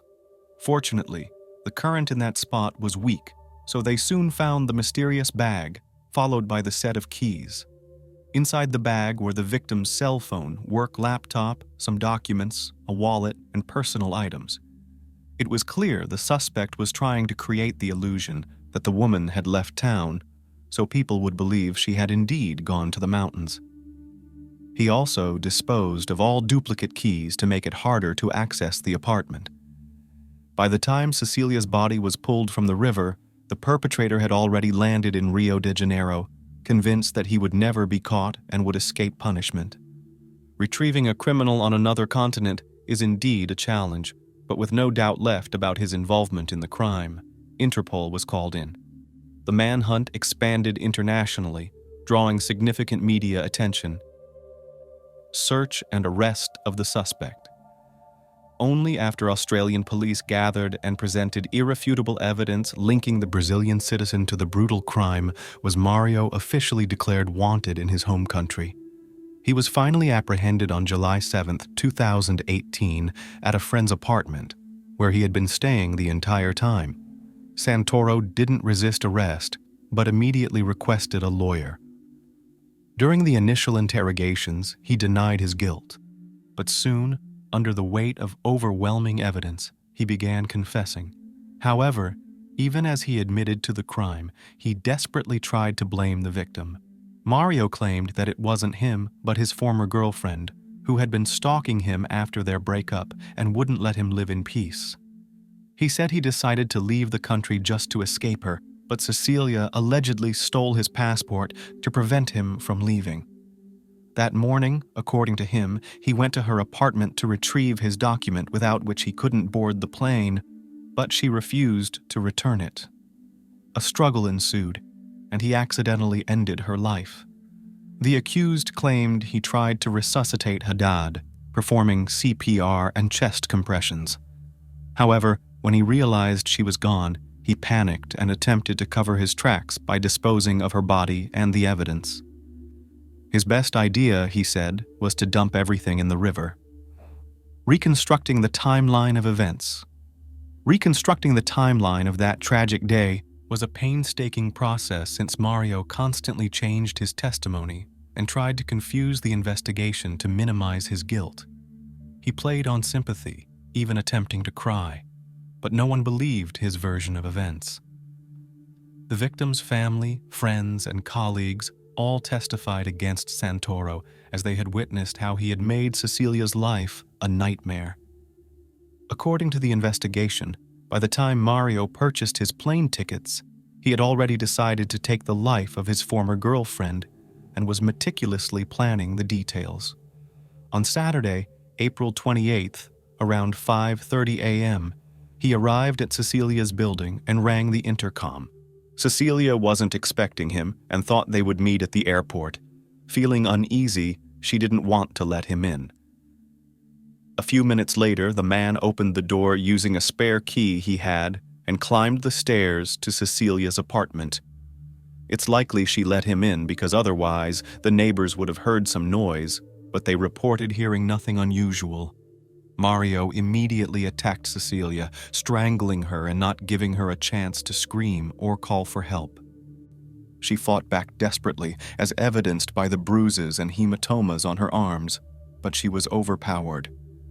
After ending her life, he wrapped the body in a blanket, took the keys to her car, and quietly made his way to the parking lot while all the residents were still asleep. He drove to a secluded spot by the river, filled her pants pockets with rocks, and submerged her body in the water, hoping it wouldn't be discovered anytime soon. During this process, the suspect soaked his shoes and decided to discard them to avoid leaving any traces, as he planned to return to her apartment. Around 7 a.m., Mario returned to Cecilia's building using her car. He went back up to her apartment and quickly gathered some of her belongings, including documents and her laptop, to simulate her departure. He also sent text messages from her phone to family members and several friends, pretending she had suddenly gone on a trip to the mountains. He later put the phone in the same bag, which he threw from the bridge into the river. After completing this, Mario walked back to his own apartment where his suitcase was already packed. He showered, changed his clothes, and soaked the ones he had been wearing in bleach to destroy any potential evidence, then called a taxi to the airport. On the way, he asked the driver to make a detour to dispose of Cecilia's belongings, and within an hour, he calmly boarded a plane, convinced he would never be held accountable for his actions. The trial and verdict. Since the accused was a Brazilian citizen, he could not be extradited to another continent to stand trial for the crime he committed. However, the countries managed to reach an agreement and resolve legal differences to ensure the trial would be as fair as possible, although the suspect would serve his sentence in his home country. The bureaucratic hurdles and investigation process took some time, and the trial didn't begin until June 2023. Delegates from Australia, who had been directly involved in the investigation, traveled to Rio de Janeiro to participate in the trial. Throughout the proceedings, the defendant tried to evoke pity from the judges, crying and claiming to feel remorse, insisting he didn't understand how things had gone so wrong. On July 1, 2023, Mario Santoro was found guilty of premeditated crime, as well as tampering with evidence and attempting to mislead the investigation. He was sentenced to 27 years in prison without the possibility of parole. The convicted man and his lawyers repeatedly tried to appeal the sentence, but the court upheld its decision. The reverse side of goodness sometimes has irreparable consequences, but people still continue to do good deeds and do not wait for reciprocal gratitude. In our story, a sincere act done years earlier not only completely changed the lives of all the heroes, but also resulted in death. At 4:45 a.m. on March 2, 2018, Travis County, Texas police officers received a call from a woman seeking help. She reported that she was hiding in a closet when she heard several gunshots in the house, and the likely gunman was still inside. During the phone call, the dispatcher asked the woman not to come out of hiding and to wait for police officers who were on their way to the house. Minutes later, the house was already cordoned off by police, and the woman in the closet turned out to be local resident Corey Shaunessy. The woman's condition was very discouraging. Corey did not understand what had happened and was very frightened. In the kitchen, her husband Theodore Shaunessy was lying in a pool of his own blood near the table. Sit back, because today we are investigating another tragic case together. Theodore Shaunessy was born February 7, 1963, and was the youngest child in a large family Shaunessy who lived in Arizona near Phoenix. Ted, from an early age, loved fast cars and everything associated with them. As a teenager, he literally dreamed of sports cars. Theodore grew up absolutely fearless man, for whom adrenaline was the best way to cheer up and feel the taste for life. Nevertheless, he was a kind and cheerful guy, a good friend, and a good son. At the age of 20, Ted met Corey Garman at a local arcade. The young men immediately liked each other, as they had a lot in common, including a love of jewelry and books. Sympathy quickly turned into true love, and in 1989, they were married. After their marriage, the Shaunessy couple moved to Austin, Texas, where they quickly settled in and launched the family business opening Gallery Jewelers. It was a high-level operation that the Shaunessy family built together. Corey had a passion for gemstones, fine art, and worked as an appraiser for the entire family company. Ted, on the other hand, was the face of the store, as he had a talent for connecting with people, and they were not just drawn to him, but were infused with his energy. He was very friendly and active, because wherever he went, he became the soul of the company. This quality perfectly helped in business, as he could find a common language with clients and partners and achieve the best conditions for all parties. The business became quite successful, and after a while, the family fortune was estimated at $8 million. But despite the wealth, Theodore always remained generous and attentive to others. He often bought food for the needy and regularly made donations to charitable foundations. The family business continued to grow, and the couple purchased a beautiful new home near their store. The couple complemented each other and seemed like the perfect tandem. Indeed, everything seemed almost perfect, if only for one thing. The couple had no children. As the jewelry business grew, Ted and Corey decided to expand their family as well. In 2000, they made a life-changing decision and adopted a 16-month-old boy, taking him from an orphanage in Ukraine.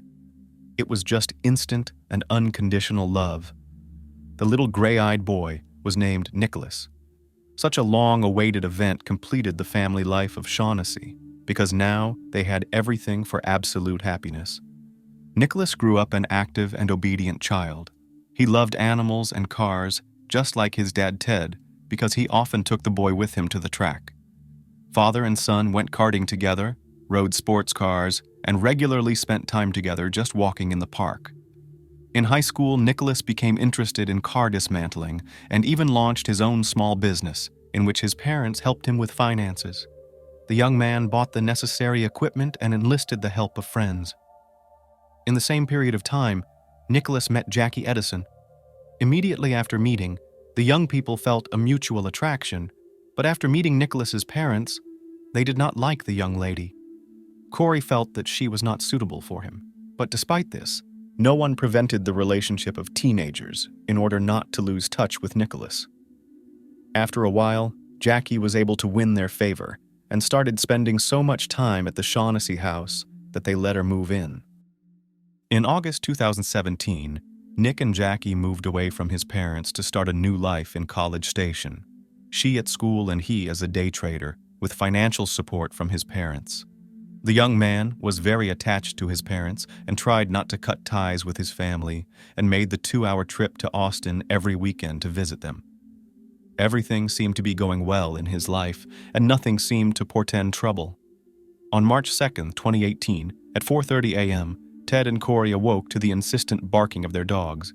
This was generally a common occurrence, as the animals often reacted violently to small animals that might accidentally wander onto the family home's property. Corey thought there was nothing to worry about, and the dogs would quiet down in a few minutes, but Ted decided to check it out. He armed himself with his .40 caliber pistol and went to check the house. Corey laid her head on the pillow and almost immediately fell back asleep. It was only a few seconds later, however, that she heard a gunshot in the kitchen, followed by a series of more shots. Frightened, Corey grabbed her revolver, which was always next to the bed, and went to help her husband. But on her way out of the bedroom, she saw her favorite dog. A dog named Bart had been shot in the doorway. Suddenly, a dark figure appeared in it and looked menacing. Corey was frightened and fired indiscriminately, firing all 6 bullets toward the door. Unloading the revolver, she hid in a closet expecting to be found and killed. Luckily, Corey was able to grab her cell phone and called emergency services to report that a criminal had broken into the house. She said she shot one of the attackers and heard moans coming from the room. While speaking with the dispatcher, the frightened woman repeated that someone was moaning, but she didn't know who was making the sounds and wanted to check. However, the dispatcher calmed her down and told her not to leave the shelter and to wait for the police. 15 minutes later, she was informed that the police had arrived at the house. By this point, the moans had died down and there was a sepulchral silence in the house. Corey stepped out of the closet and headed for the front door. As she passed the kitchen, she saw her husband in a pool of blood. He showed no signs of life, and shell casings were scattered around him. Overcome with terror, she reached the door and opened it, but there was no one on the doorstep. Coincidentally, the officers had the wrong house, as this street had an unusual precinct layout. The officers were on her neighbor's doorstep, trying to figure out which side of the street the shots were coming from. Eventually, they sorted themselves out and ran to the Shaughnessy family home. Waiting for them on the doorstep was a shaking Corey. Her life was completely ruined. She didn't understand what had happened. The police officers went inside and tried to calm the woman down. Corey called her son and reported the attack. She and Jackie immediately left for Austin and arrived at her parents' home around 8 a.m. Theodore Shaughnessy, 55, was dead after being shot multiple times in the head, back, and thigh. Family acquaintances and friends were horrified by what had happened. No one suspected that they could have deadly enemies capable of being shot at point-blank range in such cold blood in the middle of the night in their own home. After the tragedy, Nick and Jackie stayed in the house with Corey to give her the support she needed and to participate in the investigation. Law enforcement officers examined the crime scene. 2 different types of .40 and .38 caliber shell casings were found, which means the shooting was from 2 different guns. No signs of forced entry were found, but in the far bedroom, an open window with the safety netting removed drew attention. The perpetrators must have entered through it. Here, the forensic team also managed to find the first fingerprint, which was immediately sent to the laboratory for examination. Police spoke to several neighbors about the Shaughnessy family and if they saw anything suspicious. One neighbor told police that this was not the first time Shaughnessy's home had been targeted, as they own a chain of jewelry stores. The police took Corey's pajamas, which she was wearing for examination, and also swabbed her hands for gunshot residue. Corey was honest from the beginning about the fact that she had fired her gun. The police began their investigation and quickly ruled out burglary, noting no forced entry and no stolen valuables. Shifting their attention to the murder investigation, they found that all the doors in the house were intact except for the entrance to Nicholas Shaughnessy's room. The door had been opened. An examination of the room revealed that a firearm was missing from a dresser with a .40 caliber pistol drawer. It turned out to be the only item missing from the house. Given that the caliber matched one of the guns used in the massacre, detectives assumed it was the one used to kill Ted. Nick, Jackie, and Corey agreed to help the investigation in any way they could. Corey allowed the police to search her cell phone, and although Nick said he hadn't been in Austin in about a month, he and Jackie did the same. All 3 also agreed to answer questions at the station. The goal of the police was simply to try to get as much information as possible about the family and the events of that day to get on the trail of the perpetrators. Investigators were still unsure if the murder was part of a random attack, a botched robbery, or if it was a targeted crime. They found no unidentified prints at the scene, so they had to wonder if the sole surviving victim, Corey Shaughnessy, could actually have been a suspect. After all, she was the only person in the house. The police couldn't get past the fact that the shooters left Corey alive. They also found it odd that the shooters were in the house for 17 minutes before the shooting occurred, and nothing was stolen from the house. Assistant Prosecutor Amy Meredith, who examined the scene of the tragedy, was certain that Ted Shaughnessy knew the attacker. She was also certain that the house was too big and too dark for a couple of random burglars or jewelry thieves to navigate it so quickly. Corey Shaughnessy was increasingly under suspicion because investigators believed she had a motive. Police learned that Corey was the beneficiary of Ted's $1 million policy. Their home and business were also worth a lot of money, but there was no evidence against Corey. But Corey wasn't the only family member who aroused suspicion. Shaughnessy's son, Nicholas, who was more than 100 miles away from the scene of the tragedy at the time of the crime, also came under suspicion. On the morning of the tragedy, he was agitated, and one important moment caught the attention of investigators. After questioning him, he walked directly to a wide-open side window on the first floor. It was the window to his room. He went to that particular side of the house to look specifically at that window, which was not visible just from the front of the house.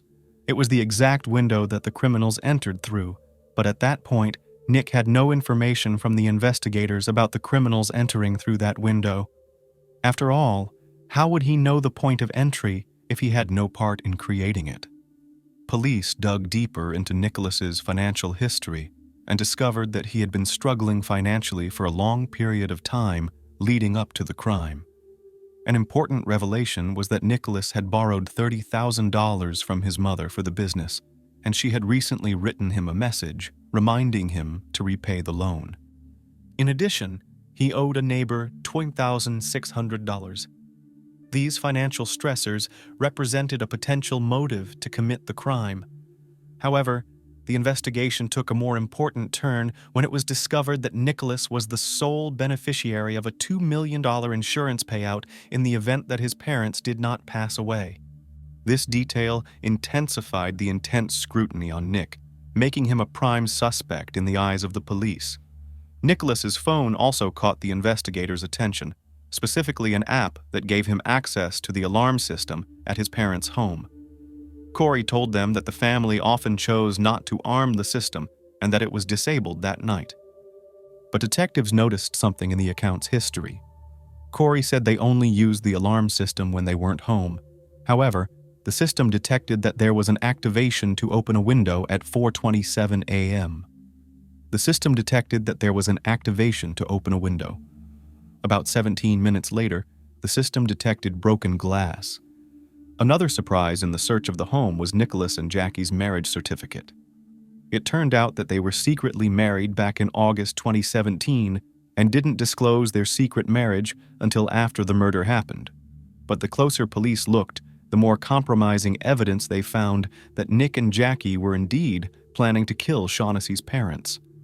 We remember that Nick was more than 100 miles away from Austin at the time of the crime, but phone records showed that he was lying when he said he hadn't been in Austin for a month.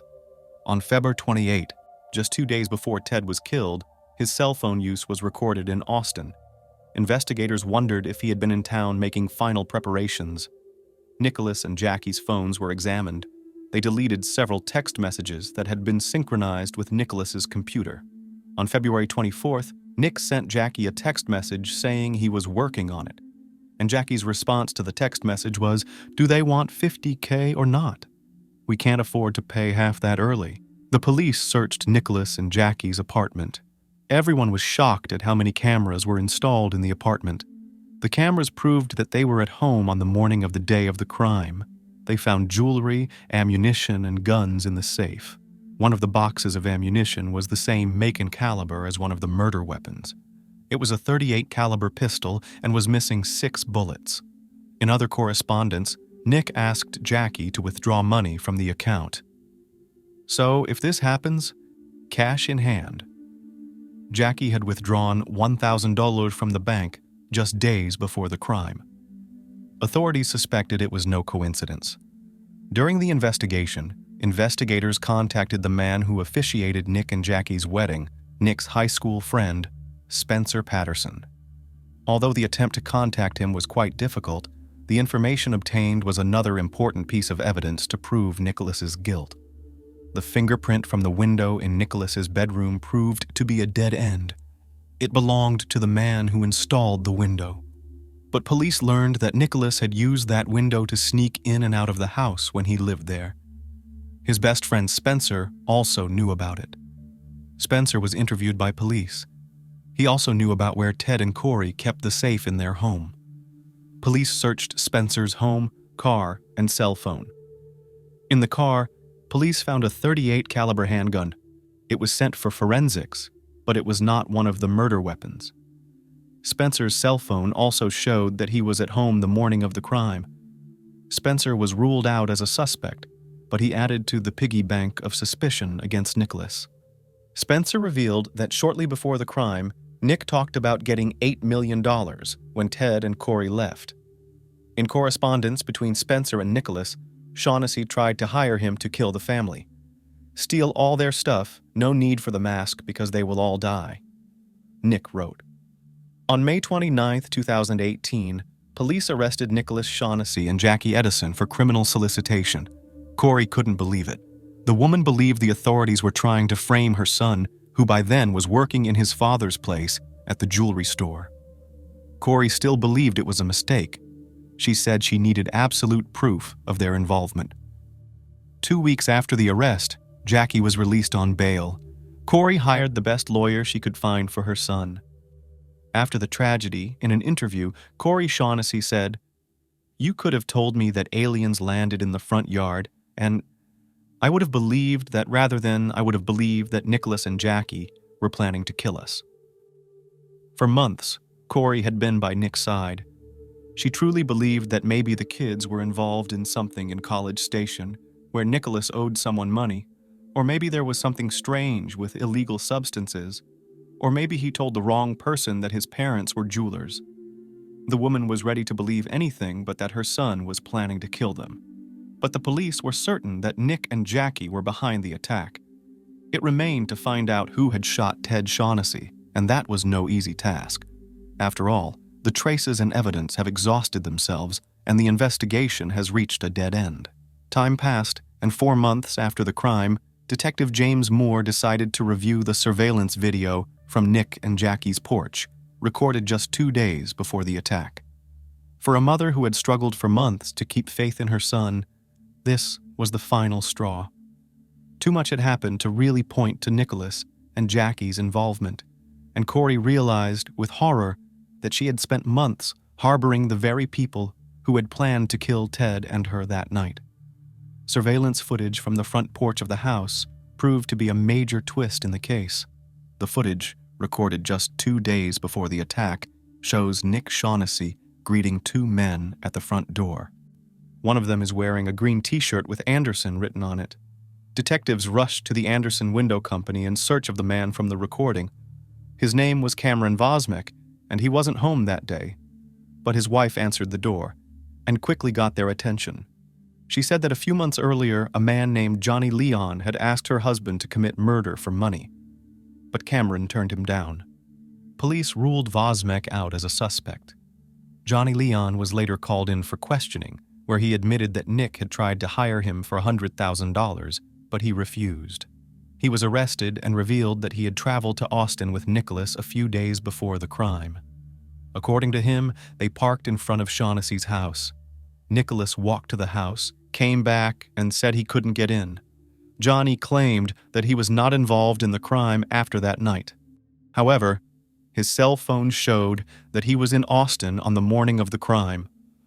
Johnny did not give the name of the second shooter, but did give his cell phone number. He had been in contact with a man named Arian Smith.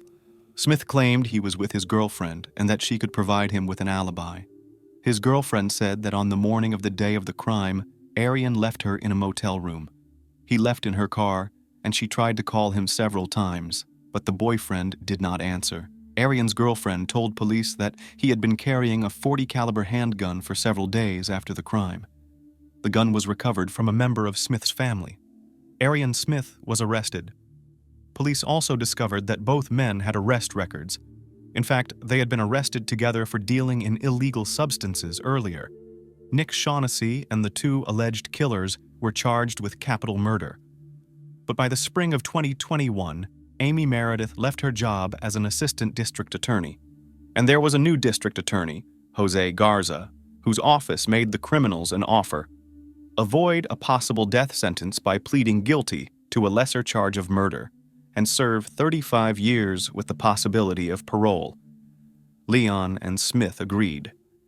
Corey wrote Nicholas a letter and offered to accept the plea bargain. The sentence would be 35 years with the possibility of parole. In April 2021, Nicholas accepted the deal. He could be released when he turned 36 years old. At a hearing in April 2021, and Nicholas Shaughnessy pleaded guilty and was sentenced to 35 years in prison. He will be eligible for parole after serving 20 years of his sentence.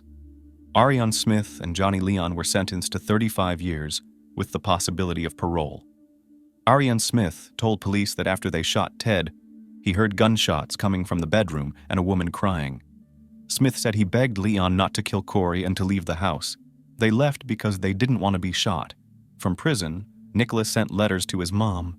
Corey was finally able to see her son after he had been in prison for 2 years.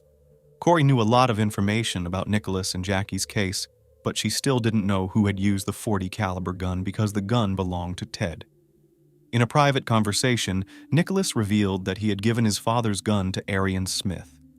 When this came to light, Corey was able to finally believe that Nicholas was indeed involved in the case.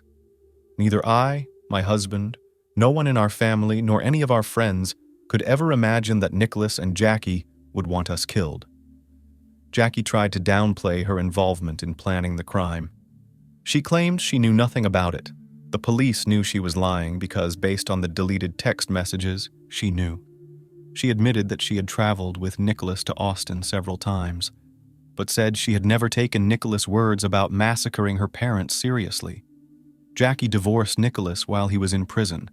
In March 2022, Jackie's charge was changed to conspiracy to commit a felony. In June 2023, Jackie pleaded guilty to attempted conspiracy to commit a felony. She was granted a suspended sentence, meaning she could plead guilty and receive probation. She spent 120 days in jail. She will be on probation for 10 years. Every year for 10 years on the anniversary of Ted Shaunessy's murder, she will have to spend 2 days in jail. Nicholas was interviewed from prison. He said he wanted to impress Jackie and become rich. Ted Shaughnessy, a registered jeweler, and his wife Corey Shaughnessy, a certified gemologist appraiser, could have shared a prosperous life with their adopted son, Nicholas. Ted, who founded Gallery Jewelers in Austin in 1995, achieved success, earning the family a respected name in their community, was murdered by son Nick, who put a dollar sign on his parents' lives and decided to take away their happy life.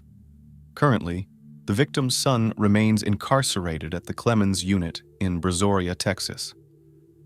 Arian Smith is serving his sentence at the LeBlanc Unit in Beaumont of the aforementioned state. Johnny Leon remains incarcerated at the Barry B. Telford Unit in New Boston, Texas. This is a story of exemplary transformation that society opened its eyes to too late. Sometimes kindness comes at too high a cost, and the person who seemed close becomes an executioner. Ironically, the enthusiastic Shaunessy's traveled to the ends of the earth to bring home a criminal. It is a pity that they, enamored with love for the child, could not convey to their son the simple truth of life that money is the most easily replenishable resource, but time, unfortunately, is not. In an interview Nicholas gave from prison, he sincerely apologizes to his mother. But is it possible to accept an apology that shouldn't be there in the first place?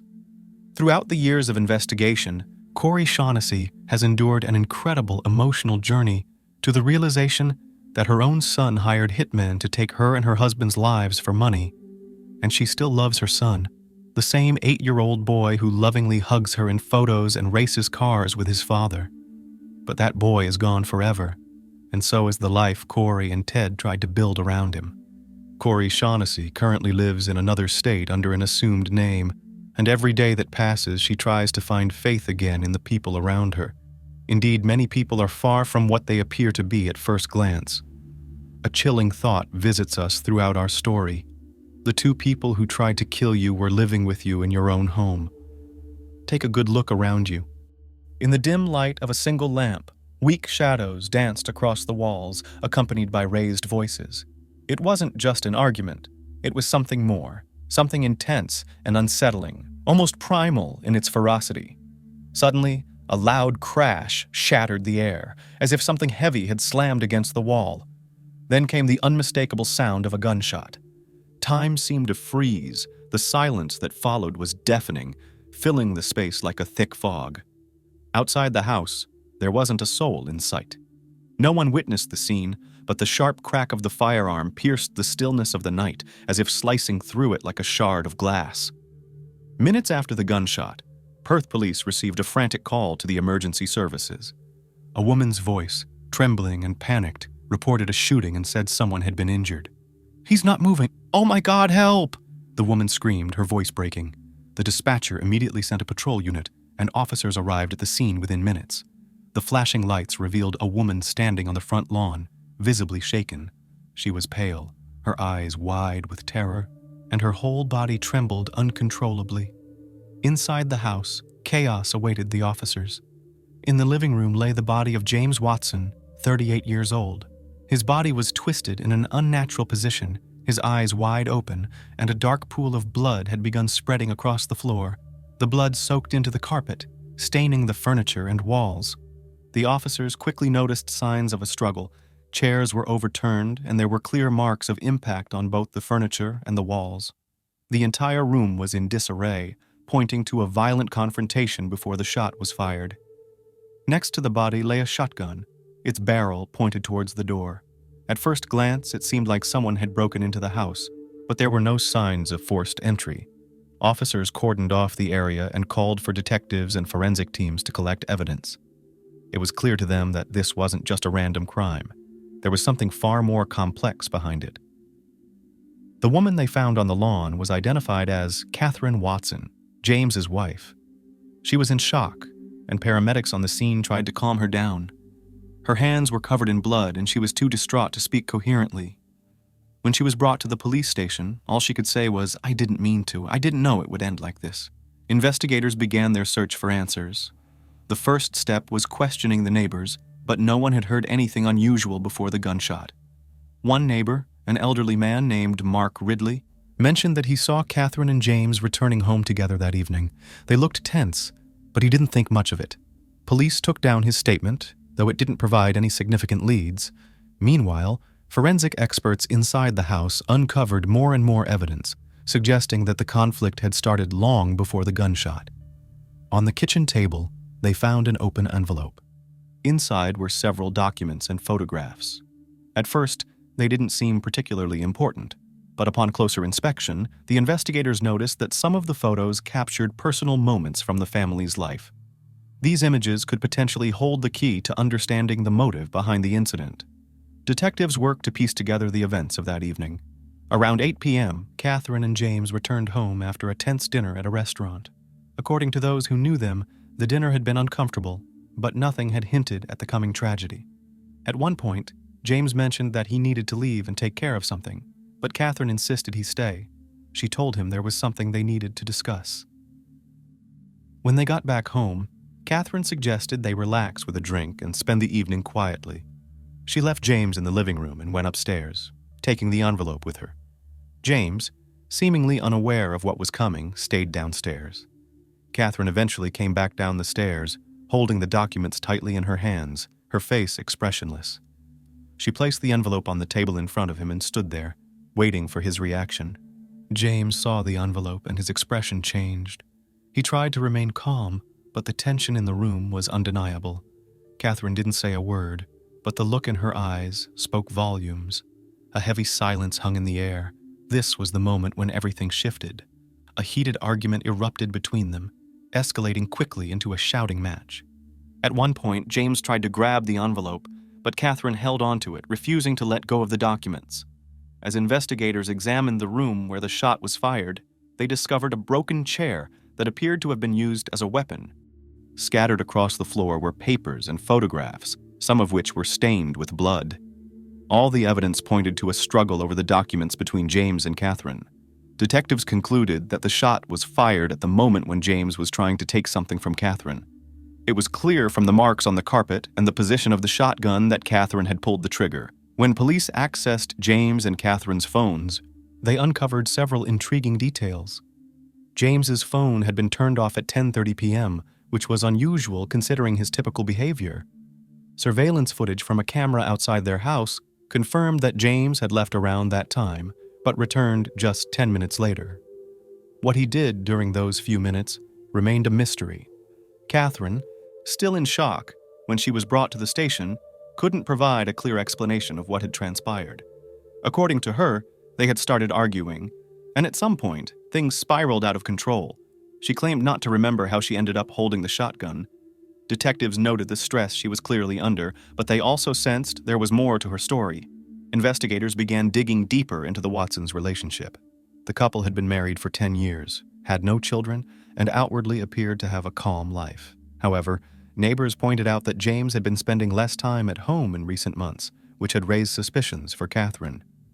No one knew the exact nature of what was going on between them, but the tension in their interactions hadn't gone unnoticed by close friends and neighbors.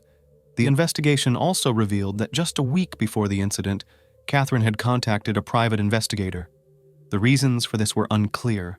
Perhaps she was gathering evidence against her husband, but exactly what she was investigating was still unknown. Later that evening, police received the results of the forensic analysis of the weapon found at the scene. James's fingerprints were discovered on the shotgun, but they seemed odd. like he had only handled it briefly. This led detectives to wonder, could someone else have used the weapon in the critical moment? The morning after the incident, Perth police returned to Catherine and James Watson's home. The crime scene remained sealed off, with forensic teams continuing to gather evidence, while detectives worked to piece together a clearer picture of what had occurred. On the surface, it appeared to be a sudden outburst of aggression during an argument, but the details raised doubts about the simplicity of this explanation. Detective Richard Hale, leading the investigation, decided to review the surveillance footage again to make sure nothing had been overlooked. The footage showed James leaving the house at 10:30 p.m. and returning 10 minutes later, but there was a small inconsistency between the frames. The video showed him speaking with someone in a car parked by the curb. The camera captured a shadowy figure, but the face of the person James was talking to was indistinguishable. Hale realized this might be a crucial lead and began investigating who could have been outside the house at that moment. Meanwhile, detectives continued their second round of questioning with Catherine, but her mental state remained unstable. She insisted that she couldn't recall how things escalated and claimed everything happened too quickly. Her words were jumbled, and her eyes appeared vacant. However, Detective Hale noticed a brief change in her expression when he asked about the car seen on the surveillance footage, as if she was trying to hide something. At the same time, investigators were thoroughly examining the contents of the envelope found at the scene. Inside were indeed several photographs taken by a private investigator. The photos showed James with a young woman, but her face was always obscured. The report from the investigator detailed several places where they had met: a cafe in downtown Perth, a shopping mall parking lot, and a motel on the outskirts of the city. However, the woman's name wasn't mentioned in the report. Hale concluded that Catherine had hired the private investigator to follow her husband, but how these photographs tied into the crime was still unclear. Investigators decided to visit the office of the private investigator mentioned in the report. They found him, a man named Thomas Morgan, who looked somewhat uneasy when he saw the detectives. Morgan confirmed that Catherine had contacted him about 2 weeks prior, saying her husband had been acting suspiciously. She suspected he was being unfaithful but didn't provide many details. Morgan showed the detectives copies of the photos taken during a week of surveillance. The images clearly showed James meeting with the woman. Though her face was always hidden, she was either turning away or wearing a hood. Morgan claimed he had handed over all the gathered material to Catherine just a day before the tragic event. Detective Hale returned to Catherine and showed her the photos taken by the private investigator. Her reaction remained emotionless, but she admitted that she had suspected James of being unfaithful. She said she intended to confront him with the evidence at a family discussion to find out the truth and decide the future of their marriage. However, she maintained that she never meant to harm him. According to her, things spiraled out of control when James saw the photos and accused her of spying on him. She claimed that the argument turned into a physical struggle and, eventually, the fatal shot. But she couldn't remember exactly how it happened.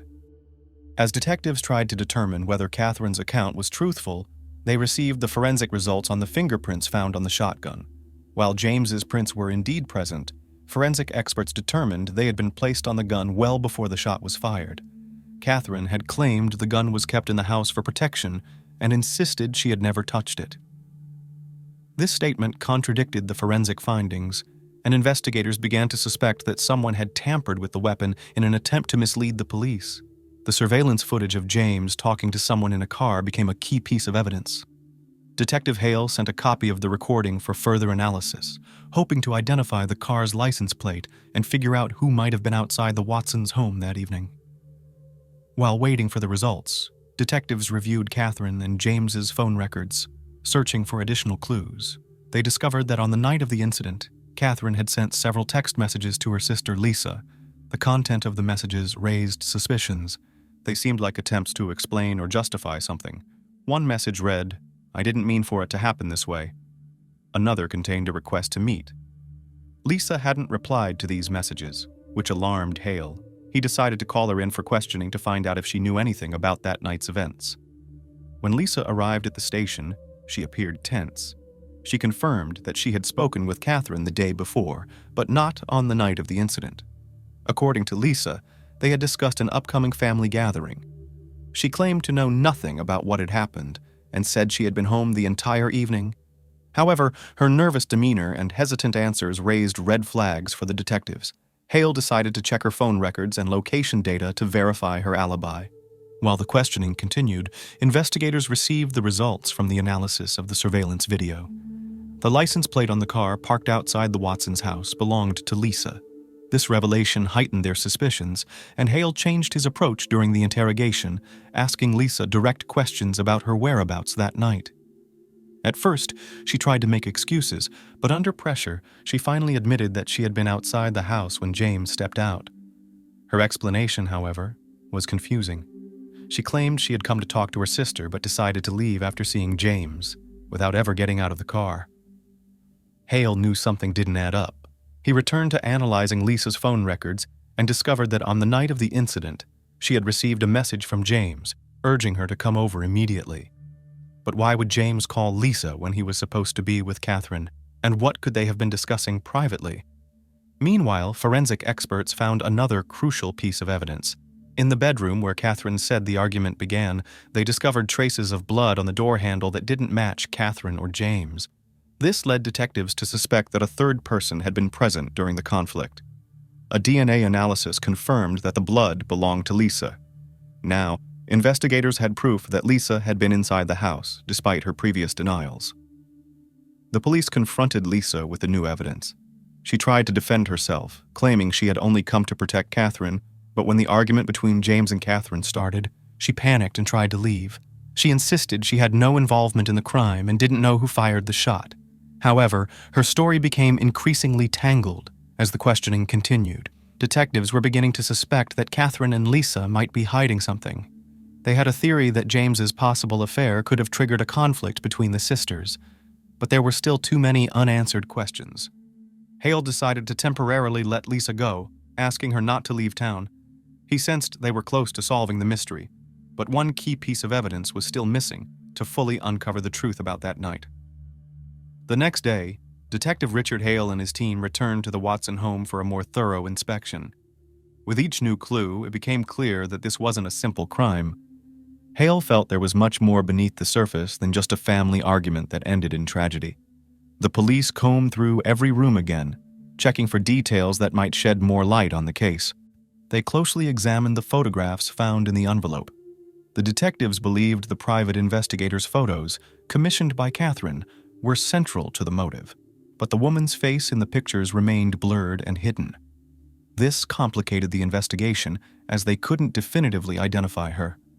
While the forensic team continued their work, Hale decided to bring Lisa back in for questioning, this time not as a witness, but as a potential suspect. Lisa appeared nervous, but agreed to cooperate. Hale chose to use a more direct approach, presenting her with the results of the blood analysis found on the door handle. He asked her why her blood was found inside the house if she had claimed she never got out of her car. Lisa once again tried to explain, but her answers were unconvincing. She suggested she might have accidentally scratched herself while entering the house, but her story seemed flimsy. Hale realized that pushing further wouldn't be productive and decided to give her some time, though he was certain there was more to her story than she was letting on. Meanwhile, investigators analyzed Lisa and James's phone records.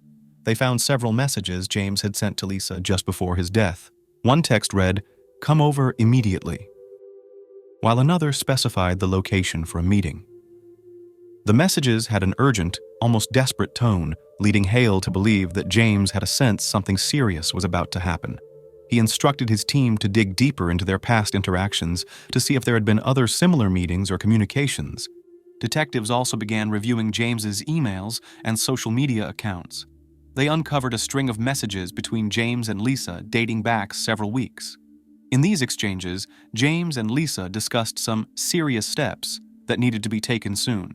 The messages hinted at a plan, but the specifics were vague.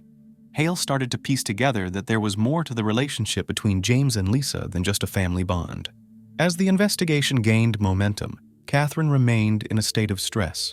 Detectives decided to return to her for further questioning, hoping to clarify the events of that night. Hale began asking about her relationship with Lisa, but Catherine was reluctant to discuss her sister. She mentioned that they had been close, but their relationship had deteriorated in recent months. Catherine didn't go into details, but hinted that conflicts had arisen in their family, not all of which involved James. Sensing an opportunity, Hale pressed harder, asking if Catherine knew that James had been meeting with Lisa. He showed her messages from James's phone, but her reaction remained neutral. She claimed she had no knowledge of these meetings, and that her only suspicion was about James possibly being unfaithful with another woman, but not with Lisa. At that moment, Hale realized that either Catherine truly knew nothing, or she was deliberately hiding the truth. Shifting their focus, the detectives decided to investigate Lisa's home. They obtained a search warrant and headed to her residence to gather more evidence. During the search, they found a notebook filled with notes about meetings and phone calls with James. The entries included names, dates, and addresses, one of which was Catherine and James's home. This confirmed that Lisa was not only aware of James's every move, but may have been planning her visits.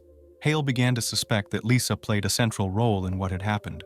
Further digging revealed a photograph in Lisa's house, showing her and James together at the beach. The picture appeared to be recent, and they looked quite close. This became a critical lead. Hale now realized that James and Lisa had a romantic relationship, one that Catherine either hadn't suspected or had intentionally ignored. Meanwhile, forensic experts completed their analysis of the shotgun. The results indicated that Lisa's fingerprints were indeed on the weapon, but they were left after James's prints. This led detectives to believe that Lisa had handled the shotgun after James was already injured. Hale began to suspect that Lisa might have tampered with the crime scene to mislead the investigation. At the same time, investigators uncovered footage from a hotel where James and Lisa had met. The video showed them talking, discussing something, before Lisa left and James stayed behind. Their behavior was intimate, providing further proof of a relationship that Catherine was unaware of. This strengthened the theory that Lisa and James were involved in something deeper, and that their secret connection had played a major part in the events leading to that tragic night. Hale decided to act quickly. He summoned Lisa back to the station and this time presented her with the new evidence: photos, videos, and fingerprints. Lisa tried to remain composed, but under pressure she began to crack. She admitted that she had indeed been seeing James behind Catherine's back. She explained that their affair had started over a year ago, but she never intended to destroy her sister's marriage. Everything was kept secret until Catherine began suspecting James of infidelity and hired a private investigator. Hale pressed further, asking what Lisa and James discussed that night. Lisa claimed that James had wanted to meet to talk about how best to confess the truth to Catherine, but things quickly got out of control.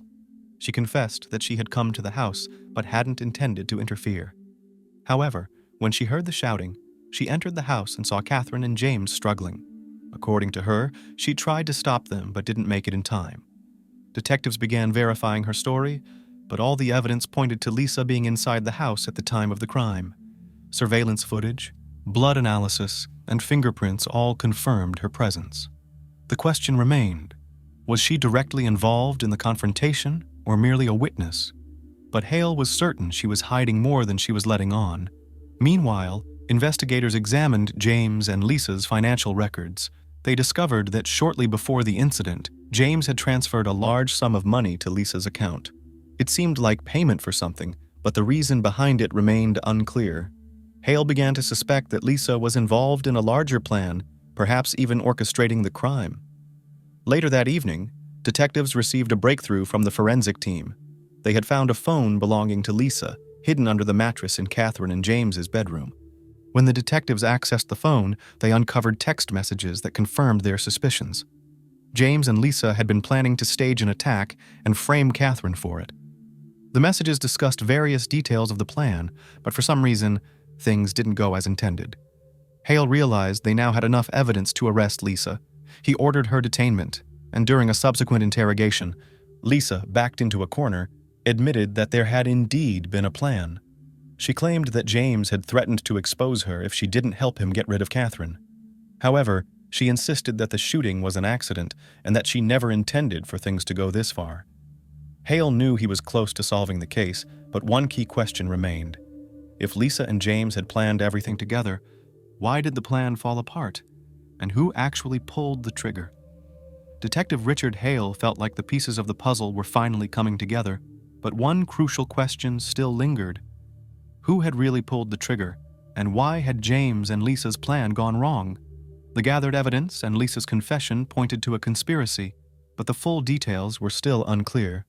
In the interrogation room, Lisa continued to insist that she had no part in the crime and never intended to harm James. She tried to convince the detectives that their original plan was only to stage an incident that would make it look like Catherine had attacked James. But when the situation escalated, things spiraled out of control. According to her, when the struggle began, she found herself on the sidelines, unsure of what to do. Hale listened carefully, but he could tell that Lisa was still withholding something. He decided to launch one final review of the case to reconstruct the entire sequence of events from that night. The detectives returned to the Watson home, carefully reviewing surveillance footage and re-examining the crime scene to ensure they hadn't missed anything. During the re-examination, forensic experts uncovered a small but significant clue on the shotgun that had previously gone unnoticed. A strand of hair was found under the stock, and tests revealed it belonged to Catherine. This discovery gave Hale pause. Perhaps Catherine had held the gun either before or right after the shot was fired. It also explained why her account had been so confused. Maybe she genuinely couldn't remember how things unfolded in those critical moments when emotions ran high. The detectives also reviewed Catherine's phone records from just before the shooting. They discovered that she had contacted the private investigator she had hired and arranged a meeting for the next day. This confirmed that she had serious intentions of confronting the situation and possibly holding James accountable for his infidelity. But if she had these plans, why had the situation escalated into a tragedy? Hale decided to revisit Catherine's statements. His goal was to determine whether she had been manipulated, or if she had been involved in the conflict from the start. He began questioning her more assertively, but Catherine still claimed she couldn't recall the exact details. She described how she and James started arguing and how he tried to take the envelope with the photos from her. Everything happened too fast, and at some point, everything just went dark. As the investigation progressed, detectives gained access to a security camera in the living room that they had initially missed. It turned out James had installed the camera himself, providing an unexpected twist in the case. The footage showed Catherine and James arguing. Lisa didn't appear on camera, but her voice could be heard. She was pleading with James to stop and saying they needed to resolve things peacefully. At one point, James tried to snatch the envelope from Catherine's hands, and she pushed him away, sparking a physical struggle. The video showed Catherine losing control of the situation. James grabbed her wrists, and at that moment, Lisa ran into the room, attempting to break up the fight. She positioned herself between them, but somehow ended up holding the shotgun. It appeared she intended to de-escalate the situation, but things didn't go as planned. The video captured the crucial moment when Lisa, in a state of panic, unintentionally pointed the shotgun at James in an attempt to scare him. James made a sudden move, and that's when the gun went off. Catherine collapsed to the floor as Lisa stood frozen, the shotgun still in her hands. For several seconds, she stared at James lying motionless on the ground, her face contorted in pure horror. Slowly, she lowered the shotgun and ran out of the frame. Catherine, trembling and in shock, slowly got up and frantically dialed emergency services, her voice shaky and panicked. Detective Hale now understood what had happened. Lisa, caught in the middle of the escalating conflict, had fired the shot in a moment of sheer panic, likely not even realizing what she was doing. The plan that James and Lisa had concocted to stage an attack and pin the blame on Catherine had backfired. When the situation reached its breaking point, Lisa, overwhelmed by fear, lost control, and the tragedy became inevitable. Hale decided to conclude the case by charging Lisa with involuntary manslaughter. She broke down in tears, insisting that she never intended to cause harm, but the evidence was undeniable. The investigators recognized that, while her actions stemmed from panic, she had been aware she was holding a firearm and could have chosen not to use it. When Catherine learned the full truth, she remained in shock. She realized that her sister wasn't just a participant in the scheme, but the one whose actions had ultimately led to James's death. Despite her grief, Catherine agreed to cooperate with the investigation, providing all the necessary evidence to help the police bring the case to a close. In the end, Lisa pleaded guilty in court and was sentenced to 6 years in prison for involuntary manslaughter and conspiracy to stage a crime. Catherine left Perth to start a new life, determined to leave behind the tragic events that had forever altered her family. The teenage years are the most challenging of all the stages of growing up. Not a child anymore, but not yet an adult, this time can be characterized. The body undergoes a massive hormonal overhaul, further complicating this transitional period. Yesterday's obedient child becomes unstable and prone to rebellion. A teenager's worldview is a picture of contrasts consisting of black and white tones. The prevailing color in a teen's judgments and actions largely depends on their environment. The story we're about to discuss occurred in Medicine Hat, in the southeast of Alberta, Canada. Incomprehensible cruelty and betrayal befell the Richardson family. Their tragedy gained national attention, and once again, the Gothic subculture came under fire. In town, the Richardson family was considered exemplary. Deborah and Mark, along with their children, 8-year-old Tyler and 12-year-old Jasmine, lived in a beautiful and cozy place. Like all Canadians, they were very hospitable and sociable. Their home was often filled with guests, and the atmosphere was built on principles of love and respect. Everything was going well until the eldest daughter entered puberty. The once calm girl changed beyond recognition. First and foremost, Jasmine's character changed. She became bold and frivolous. Conflicts between her and her parents began to occur, and her academic performance dropped. Secondly, her preferences in music and clothing transformed. Whereas she previously enjoyed modern pop, she now took an interest in heavy rock.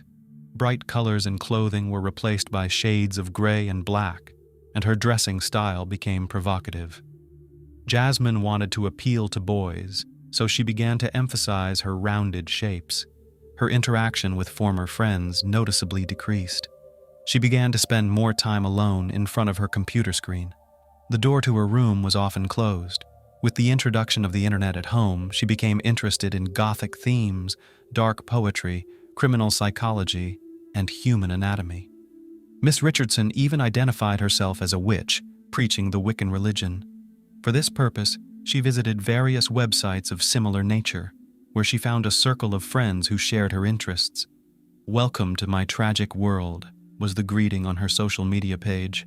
It seemed like a typical adolescence, spiced with excessive dramatism and mysticism. However, the girl became more and more detached from her family. In her profile, she listed a fictitious name and age of 15. She liked older interlocutors, wanting to match them. Her parents tried to support their daughter during this difficult period, suggesting spending time together. They looked for common ground, activities. However, she found this uninteresting. Jasmine considered her younger brother to be an annoying nuisance. Thus, she spoke to him less and less. Yet she could spend hours on end at the computer, talking to strangers. Deborah and Mark understood that this state was temporary. She would grow up, become wiser. Therefore, they were quite tolerant of her new hobbies. One day, Jasmine told them she would like to go to a concert of a punk rock band. Her parents agreed, if only they knew what this outing would lead to. Early 2006, Jasmine Richardson went to a concert of a local youth band, pursuing her own interests, knowing he would be there. Jeremy Steinke, the boy who had been stirring her heart for months, he too was fascinated by Gothic culture. They met on a vampire enthusiast's website, where they occasionally communicated. Jeremy portrayed himself as a 300-year-old werewolf thirsting for blood. To prove it, he wore a vial of blood around his neck, though it was unclear whether the fluid was of human or animal origin. Nonetheless, the boy clearly considered himself special, which Jasmine found very appealing. Meeting at the concert, the young people grew even fonder of each other. Eventually, Steinke asked her out, and she joyfully accepted. All would be fine, except Jeremy was 23 years old. The couple knew her parents would disapprove of their relationship, so they kept it a secret. Moreover, his troubled past would hardly endear him to them. The young man was poor and lived in a trailer with his mother and sister. His relationship with his mother was strained due to her excessive drinking. Jeremy had endured her constant stream of volatile partners who often beat him in their drunken rages. As a result, by the age of 13, he was struggling academically and had a fragile psyche. Once, unable to bear such a life, Steinke attempted to hang himself, but was fortunately stopped in time. Afterward, doctors diagnosed him with depression and hyperactivity. Bullied at school, he decided to stop attending. Over time, Jeremy fancied himself immortal and began frequenting websites of similar themes. His online profile was filled with topics like pain, self-harm, blood, and razor blades. No one knew about the couple's forbidden relationship except their friends, who found their love, to say the least, peculiar. Their communication would have remained a secret had the Richardsons not started monitoring their daughter's excessive internet use. Deborah and Mark discovered Jasmine was corresponding with strangers, alarming them as any parent would. Therefore, they decided to remove the computer from the girl's reach. Moreover, they were shocked to learn she had fallen for an adult man with dubious interests. His very nickname, Soul Eater, spoke volumes. Thus, Jasmine and Jeremy's relationship became forbidden. To help their daughter break free from this destructive relationship, Deborah and Mark sought a psychologist's help. They sincerely believed that counseling would benefit their parent-child relationship. To their delight, it did. Jasmine showed compliance and seemed to be returning to a normal life. Promising that it was all in the past, she got her computer back. This became the Richardsons' last fateful decision, leading to their demise. Saturday, April 22, 2006. Preparing for bed, Mrs. Richardson heard a noise in the basement. "Rats again," she thought. Descending, she turned on the light and saw a person in a ski mask. He stood opposite her, looking at her. Startled, she screamed. The stranger rushed at her, covering her mouth. His efforts were in vain. Deborah struggled and screamed louder. He stepped back, drew a knife, and stabbed her in the chest, then again and again. Hearing his wife's screams, Mark rushed down, grabbing the first thing he could find, a screwdriver. He had been fixing an outlet that day and by sheer chance left the tool out. Entering the basement, he was met with a horrific scene, his wife lying in a pool of blood and someone standing next to her. Mark immediately attacked the intruder but received a stab wound to the stomach, followed by more stabs. As the searing pain subsided and his eyes began to close, Mr. Richardson quietly asked, "Why?" "Because your daughter wished it," the attacker replied. Upstairs, Tyler was the only one left. The boy sat on his bed in his pajamas, too frightened to move. The approaching footsteps grew louder, and the bedroom door opened. A few days before the murder, Jasmine was overjoyed. Her parents believed in her remorse, meaning they could now communicate again. Mobile phones were just becoming popular at that time, so the computer remained the only means of communication. As soon as Miss Richardson regained internet access, she immediately wrote to Jeremy. "It all starts with them disappearing and ends with us staying together," she told him. During the days when the young lady was visiting the psychologist, a terrible plan had formed in her head. It solidified over several days of punishment. Surprisingly, Steinke found it enticing, but added that everything needed to be done creatively and with attention to detail. The couple understood that they could not be together as long as the Richardsons were alive. Later, Jasmine's friends recalled how often she spoke about her parents, particularly how much they annoyed her. Therefore, she wanted to end their lives. However, no one took Jasmine's words seriously. Saturday, April 22, 2006. Garrett headed across the street to his friend Tyler's house.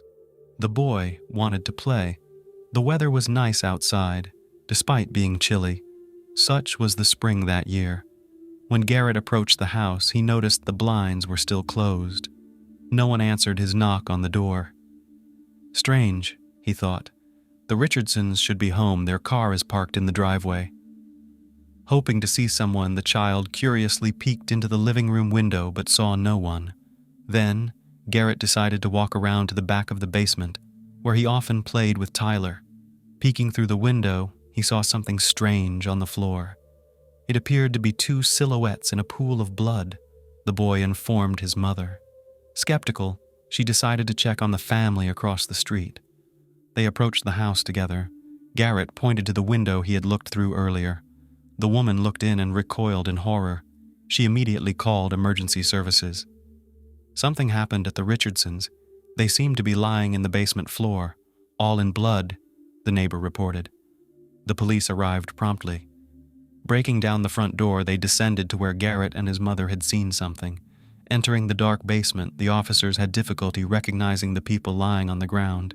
Their bodies were mutilated and bloodied. But there was no doubt. It was Mark and Deborah Richardson, and they were deceased.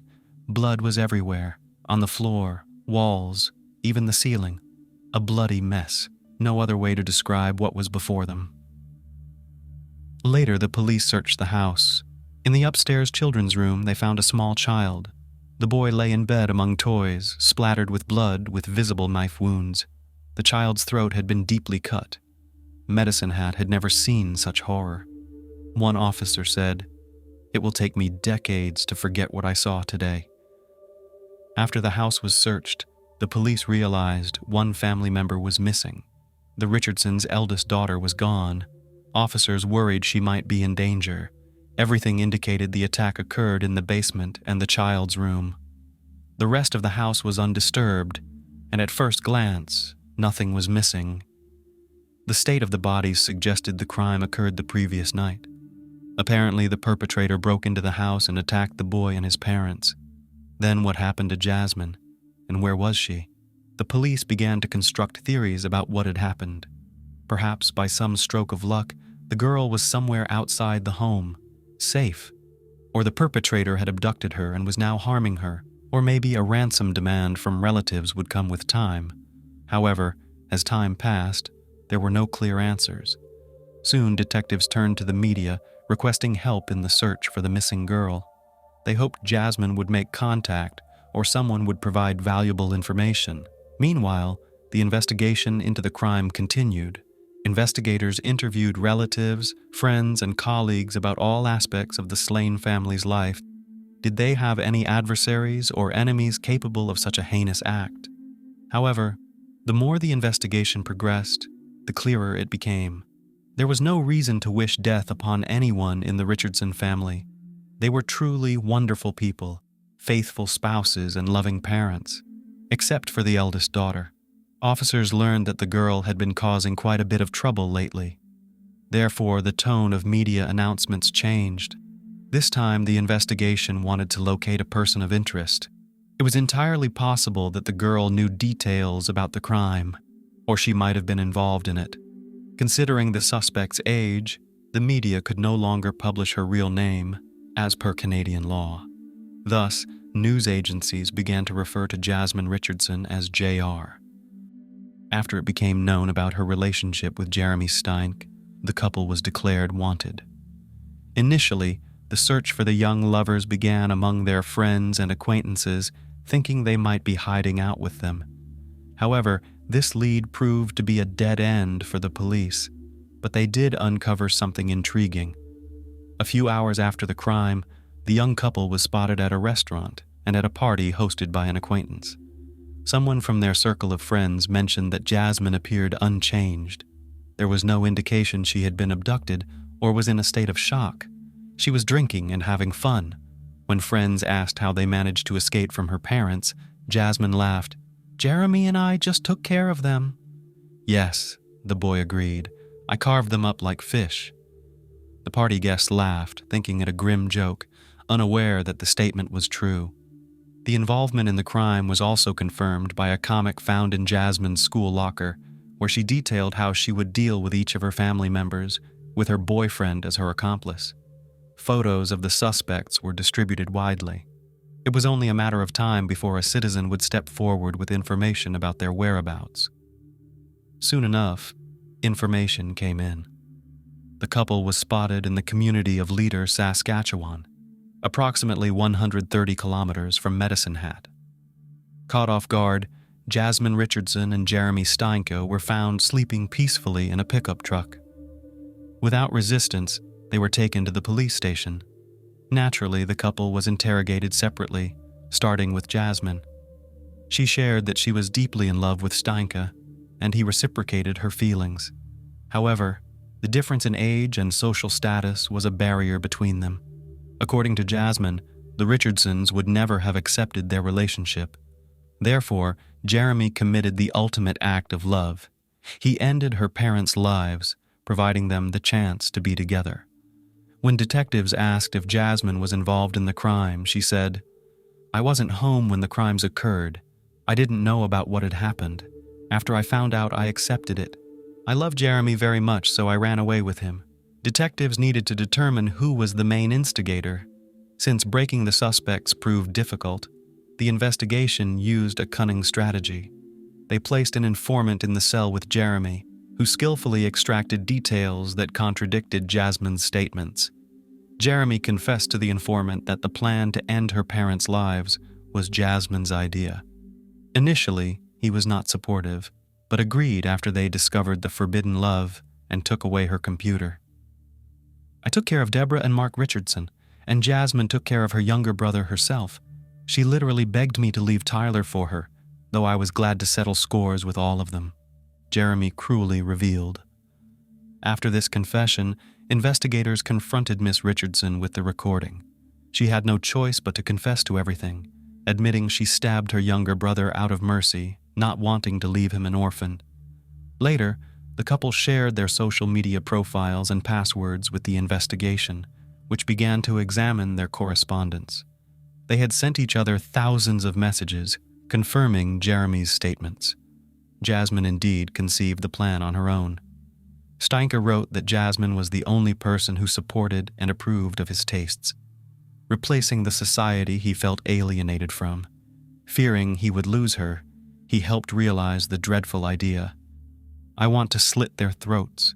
They will regret what they have done, especially when I make sure they're gone. They'll pay for the insults.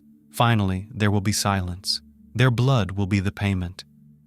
Jeremy supported his beloved. His friends also reported that just a few hours before the attack, they watched the 1994 film Natural Born Killers, which portrays a couple committing 9 heinous murders.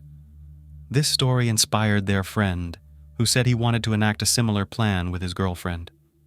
"I think it's the best love story of all time," Steinke said.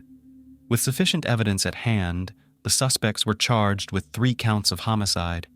The detectives pieced together the confessions of the accused, witness testimonies, and other case evidence to form a clear picture of the crime. Before the act, Jeremy was intoxicated. Jasmine led him into the house and guided him to the basement, where he attacked her mother.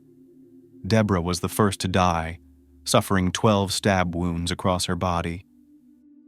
The deepest wound pierced her chest, reaching 12 centimeters deep and striking her heart. In a rage, Jeremy mercilessly continued his assault on Mark, who sustained 24 wounds, 9 of which were in the back. Like his wife, the family patriarch bled out on the basement floor. Tyler Richardson was the last to die. While Steinke was dealing with the parents downstairs, Jasmine inflicted 5 stab wounds on her younger brother upstairs. After Jeremy finished, he went upstairs to help his girlfriend with the child, coldly slashing the boy's throat as if carving a pumpkin. Afterward, Jeremy went home to wash off the blood, while Jasmine caught a taxi to a restaurant where the couple had agreed to meet. After discussing the night's events, they headed to a party. A friend of Jeremy's, Casey Lancaster, helped them dispose of the evidence and reach Saskatchewan. Words fail to describe the horror they created. The couple embarked on their murderous spree with such ease and nonchalance as if driven by some otherworldly force. It is shocking that during interrogations and their time in custody, not a word of regret or remorse was uttered for their actions. While detained, they wrote letters to each other, calling themselves legends and immortals. In one letter, Steinke proposed to Richardson, who joyfully accepted. Then, unexpectedly, their mad love began to fade like last year's snow. During the trial, they shifted the blame onto each other. In June 2007, Jasmine Richardson was the first to stand trial. She pleaded not guilty, claiming to have been in a zombie-like state and unable to act while Jeremy was killing her family. She also claimed she only wounded her younger brother, and it was Steinke who delivered the fatal blow. Jasmine insisted that their discussions about ending her parents' lives were purely hypothetical, but they appealed to Jeremy so much that he compelled her to turn them into reality. Under 3 counts of homicide, Miss Richardson was sentenced to just 10 years in prison, thanks to the nuances of Canadian juvenile criminal justice law, which states that individuals under 14 cannot be sentenced to more than 10 years of imprisonment. The sentence was aimed more at rehabilitating and restoring the girl's psyche than punishing her. In 2008, Jeremy Steink's trial commenced. He insisted he had no initial intention of ending the lives of his girlfriend's parents. However, once discovered in the basement, he felt compelled to attack. He claimed he did not harm Tyler, suggesting Jasmine was responsible while he merely watched from the doorway. The defense argued that Jasmine had intentionally seduced him, wishing for him to free her from her parents' strict control. Some friends testified that Jeremy had sought their help with the act, driven by his fear of losing Jasmine to the extent of being willing to do anything. The lawyers also requested the charges be reduced to manslaughter, arguing Steinke was under the influence of substances at the time of the act. Steinke's inconsistencies emerged when, asked by the prosecution why he committed the act, he replied, "When you find your other half, you do whatever it takes for them." Throughout the trial, he remained indifferent to the proceedings, but broke down when Jacqueline May, his mother, testified in his defense. She admitted to bearing significant guilt for his upbringing, as he was often attacked by her partners, subjected to beatings and rejection. Steinke was found guilty on 3 counts of first-degree homicide, receiving 3 life sentences. He would be eligible for parole no earlier than 25 years later, in 2033. Charges of complicity in the act against Casey Lancaster were dropped. In Medicine Hat Court, she was found guilty of obstruction of justice, sentenced to a year of house arrest, and prohibited from consuming drugs and alcohol. While in custody, Jeremy Steinke changed his name to Jackson May. Jasmine Richardson's 10-year sentence included 4 years in a psychiatric facility, where she was diagnosed with conduct disorder and oppositional defiant disorder, indicative of a refusal to follow rules and socially unacceptable behavior, typically more associated with children than adults. This underscored her psychological immaturity and instability during her relationship with Steinke. In her final years under conditional community supervision and attending special programs, medical professionals reported her genuine remorse. After serving her full sentence, she was released in 2016. Currently, Jasmine Richardson lives in Canada under an assumed name. Her true identity still protected from media disclosure. Her return sparked significant public debate, with some arguing she deserved a second chance, while others believe she warranted a harsher penalty. Nonetheless, the residents of Medicine Hat would prefer not to have Miss Richardson as their neighbor again, given the brutality of her crime. Whether Jasmine has truly changed after spending her formative years in detention remains to be seen. Time will tell. Ohio is located within 2 geographic regions of the United States. Ohio is characterized by a humid continental climate with hot summers and cool winters. Precipitation falls fairly evenly throughout the year, and heavy snowstorms are common in winter. Winter 2018 also saw snowfall and cold weather. On January 28, 2018 at 8 p.m., a car was parked outside an apartment complex. A young, blonde-haired girl got out of the car and walked briskly toward the house. She was returning from work. In her hands, she had a bag of food from her favorite fast food restaurant and the keys to the apartment. As she approached the door, she was surprised to find that the key did not go into the lock. The girl hurriedly decided to check each key on her metal ring, but none of them fit the lock. Suddenly, she remembered that she had given her key to her brother and reopened her purse in search of a spare key. When the key was found and the lock was finally opened, an unfamiliar voice called her name, and she turned around. A large male figure grabbed her and carried her into the apartment with nonchalant assertiveness. The door slammed shut. On January 29, 2018, the staff of Shaw Davis Funeral Home was alarmed by the absence of everyone's favorite assistant Rachel at work. She did not answer the phone, which worried them because the girl was very responsible and took her work seriously. The head of the office asked a colleague, who was engaged in delivery, to come to Rachel's apartment to check on her and find out the reason for the silent absence. He went to the girl's apartment, but no one answered his knock or call. He contacted the manager of the apartment complex, but this attempt was unsuccessful, as it was only possible to enter the apartment with the tenant's permission. Her colleague called the police to the place of residence of the missing girl. When they went inside, they found nothing scary. The apartment looked completely normal, except for the leftover food on the table. Rachel, who adored order, couldn't leave food without putting it away in the refrigerator. This caught the attention of her coworker. He insisted on a more thorough inspection of the apartment in the presence of police officers. During the inspection of the bedroom, he tried to look in the closet, but when he wanted to open the door, he thought something was wrong. With effort, he yanked the closet door open and screamed. Hidden inside was Rachel's bloody body. Officer Frank Sclafani called forensics, and the apartment complex area was cordoned off. In her own apartment, Rachel Anderson's bound body was discovered in a bedroom closet. She was stripped to the waist, partially wrapped in a blanket. Her head was wrapped in a shirt, and the black article of clothing was tied around her neck with part of the fabric stuffed into her mouth as a gag. The victim was a young 24-year-old female, Rachel Anderson. Rachel Nicoletta Anderson was born on January 28, 1994, to William Bill Anderson and Patricia Trish Anderson in Warren, Ohio. Rachel had a younger brother, John, who was a common family favorite. She was a 2012 graduate of Warren Harding High School, where she was part of the National Honor Society and played soccer and volleyball. Rachel chose a completely unusual profession. Since childhood, she dreamed of becoming a funeral director. The girl studied at Youngstown State University, where she specialized in the study of the bodies of the dead. She treated her vocation with great importance, for which she got into the list of the best students and received a scholarship. She then attended Cincinnati College of Mortuary Science, where she graduated in 2016 with a Bachelor of Science in Mortuary Science. After becoming a member of the Ohio Funeral Directors Association, Rachel moved to Columbus, where she began her internship at Shaw Davis Funeral Home.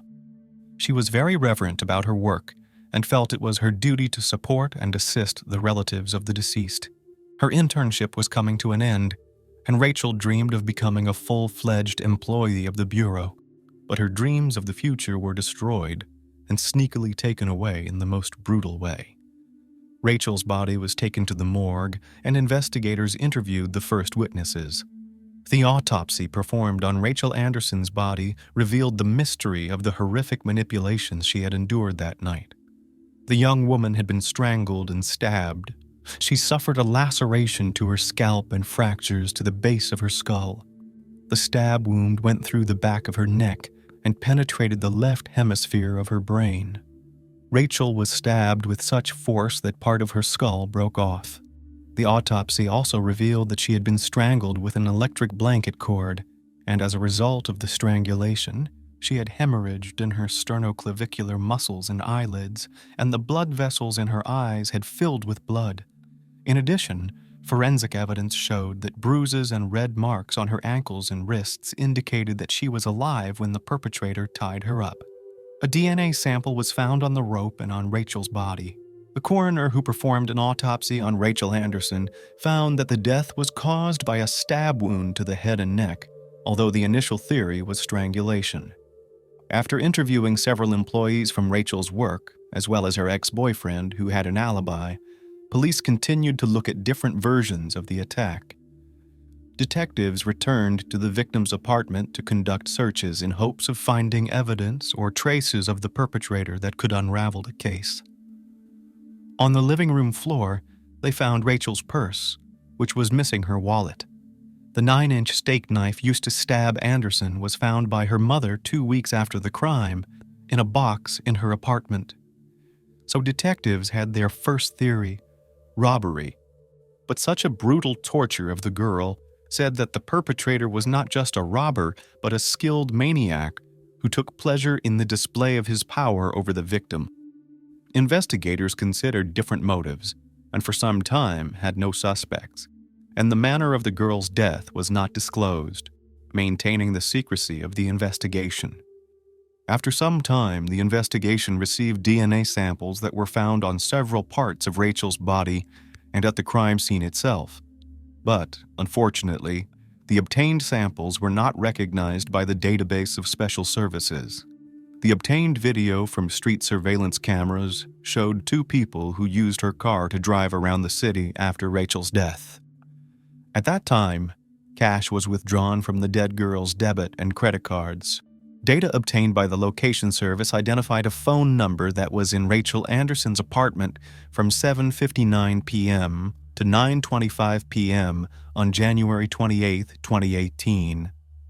By examining the evidence, it became clear where the caller was at different times. Having identified the account from the phone number found, investigators were able to identify the suspect.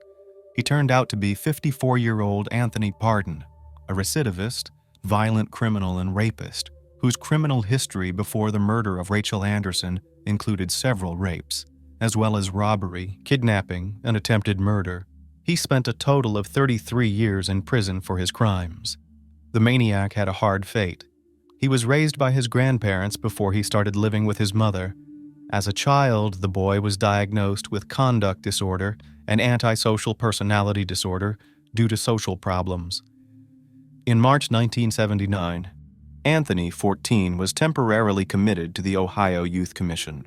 In July of that year, he was placed in the custody of the court and temporarily transferred to Franklin County Children's Services. And as late as December, he was again found guilty of making threats and was transferred to the Ohio Youth Commission and placed in foster care. In 1980, Pardon was charged with abuse. The victim was the foster parent's son. Pardon, who was 15 years old when he committed the crime, was babysitting while his foster mother went grocery shopping. He told Columbus police he committed the crime because he was upset after an argument with his girlfriend. Anthony was convicted of the crime as a juvenile. On November 13, 1981, 16-year-old Pardon was allowed to enter the home of his girlfriend's 39-year-old mother to use the telephone. He pulled a butcher knife on her, took advantage of her, and stole $100 from her purse. He then bound her hands and feet, gagged her, and put her in the trunk of his car. He drove her to Valleydale, where he untied her feet and threw her into the river behind the Valleydale ballroom. When the perpetrator saw that the victim, who was partially clothed, was able to stay afloat, he waded into the creek and submerged her head underwater.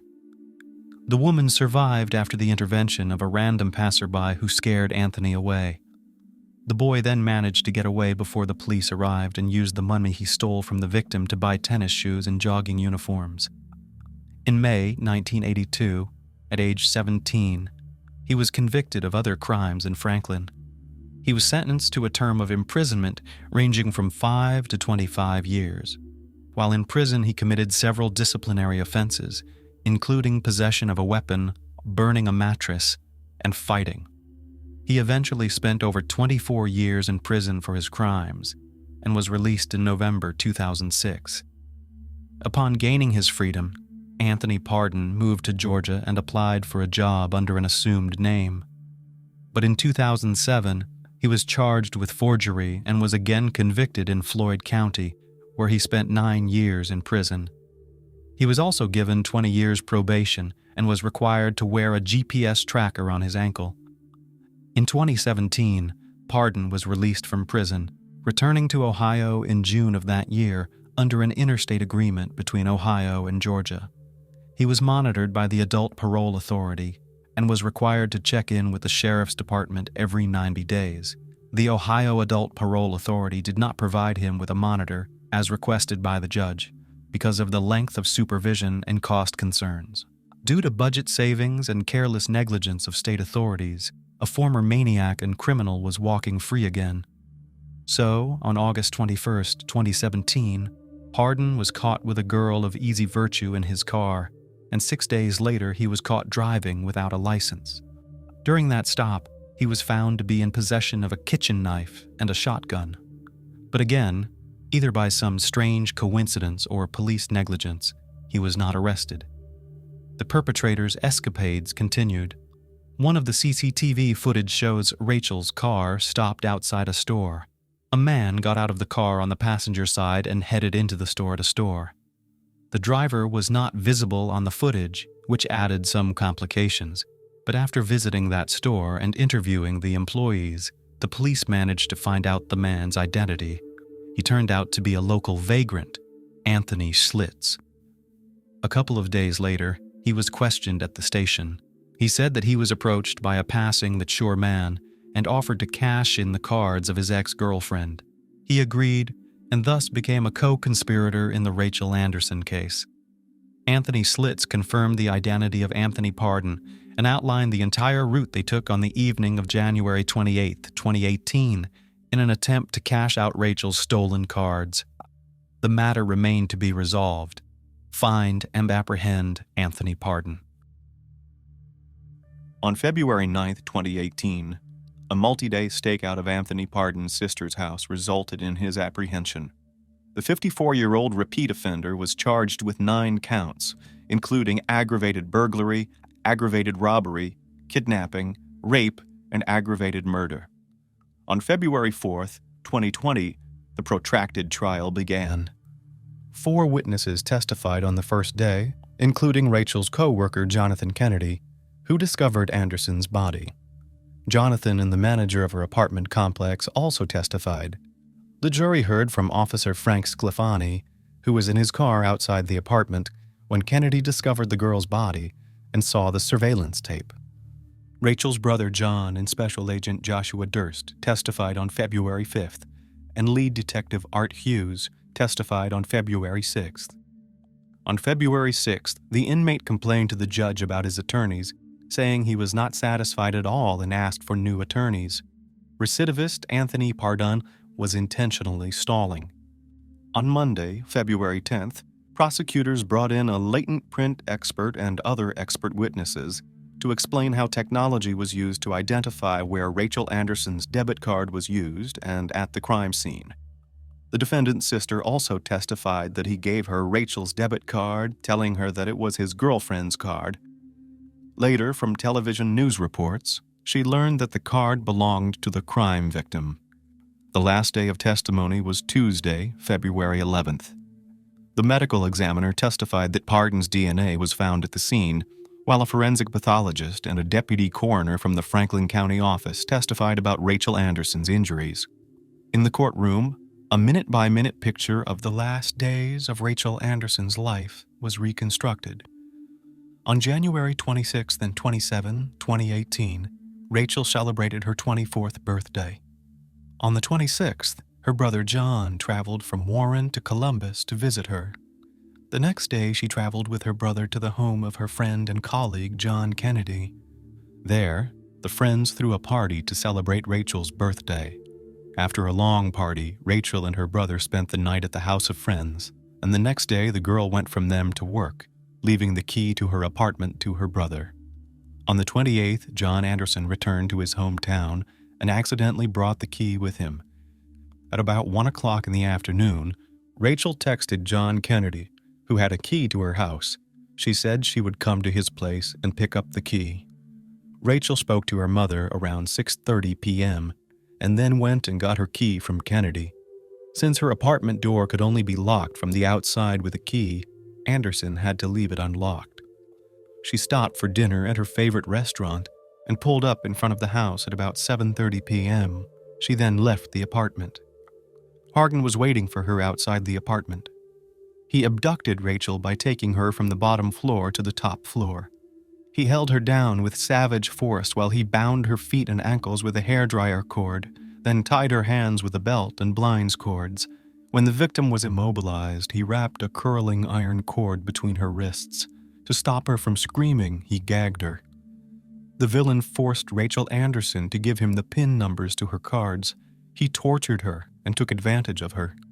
He then strangled the girl in cold blood with a cord from an electric blanket. In addition to strangulation, the perpetrator also inflicted blunt force trauma and a stab wound to her head. He then carefully hid her body in a closet. He left her there naked below the waist, and with the electric blanket cord tied around her neck and door handle. The perpetrator then stole her car, used all of her bank cards at several stores in Columbus for a quick profit, The defense did not call any witnesses. The final hearing was held on February 12th. Assistant prosecutor Amy Van Keulen made the state's initial closing argument, constructing a chronology of the crime and telling the jury that Pardon massacred Rachel Anderson in cold blood. In defense closing argument, defendant's attorney Larry Thomas acknowledged that Pardon used the victim's cards, but argued that he was not responsible for the crime. The attorney argued that the state's case was based on speculation, and the DNA and cell phone evidence did not prove Pardon's involvement in the crime. The jury, made up of 4 men and 8 women, deliberated for about 6 hours over 2 days before finding him guilty on all counts. The prosecution sought the death penalty because he killed Rachel Anderson in an aggravated burglary because he had a prior conviction for a similar attempted murder of a woman. Prosecutors sought the death penalty instead of clemency because of his extensive criminal history. Prosecutor O'Brien said there are some people who basically cannot behave in accordance with the law, and Anthony Pardon is one of them. The sentencing phase of the trial began on February 18th. A defense seeking to mitigate aggravating factors cited the suspect's troubled childhood to the court and jury. But that didn't work, and prosecutors voiced that the aggravating circumstances outweighed any mitigating factors. And furthermore, it was proven at trial that Anthony Pardon was fully aware of what he was doing when he attacked Rachel. Pardon's mother and sister, along with a psychologist and his former elementary school teacher, did testify in his defense. On February 19th, Anthony Pardon self-reported a 13-minute unscripted statement to the jury, discussing his abusive childhood. He also spoke about his problems after leaving prison, describing hardship and helplessness. He claimed that the system failed him and no one helped him. In his last statement, he blamed the justice system for who he is today. He did not speak directly about the crime or apologize for it during his statement. On February 20th, after 3.5 hours of deliberation, the jury deadlocked on whether to recommend the death penalty and recommended life in prison without parole. Sentencing took place on March 16, 2020. Rachel Anderson's mother, Rachel Anderson, cried in court as the verdict was announced. The father issued a statement, recounting his observations of the investigation over the past few years. He was extremely surprised at how a violent criminal and repeat offender made demands and became hysterical as if he was owed money. The man was shocked as a grown man, complaining that the system had failed him, trying in every way possible to absolve himself of even the slightest bit of guilt. In his final statement, the father of the deceased noted that there is obviously blame to be placed on the system, but in the situation that happened, it only failed Rachel Anderson. Judge McIntosh sentenced Anthony Pardon to 1 life sentence without parole for aggravated murder and another life sentence without parole for violence. Anthony Pardon was also sentenced to an additional 63 years in prison for aggravated burglary, kidnapping, and aggravated robbery, and multiple violent offenses. The sentences must be served consecutively. An evil fate. It was the 24th birthday for Rachel Anderson. The life of a young woman who had everything ahead of her was cut short. Her internship was coming to an end, and she was about to be offered a promising job. Rachel was buried at Pineview Memorial Park. Her family and friends are having a difficult time recovering from such a sudden loss. Each year, on January 28th, her loved ones light a candle in their homes and remember the blonde-haired, smiling Rachel. After all, to know Rachel meant to love Rachel. She was just a beautiful soul, and she would do anything for any of her friends. Rachel had many hobbies throughout her life. First and foremost was her career. She had the gift of compassion. She loved dancing and socializing with family and friends. She loved children. She loved her life that was stolen from her.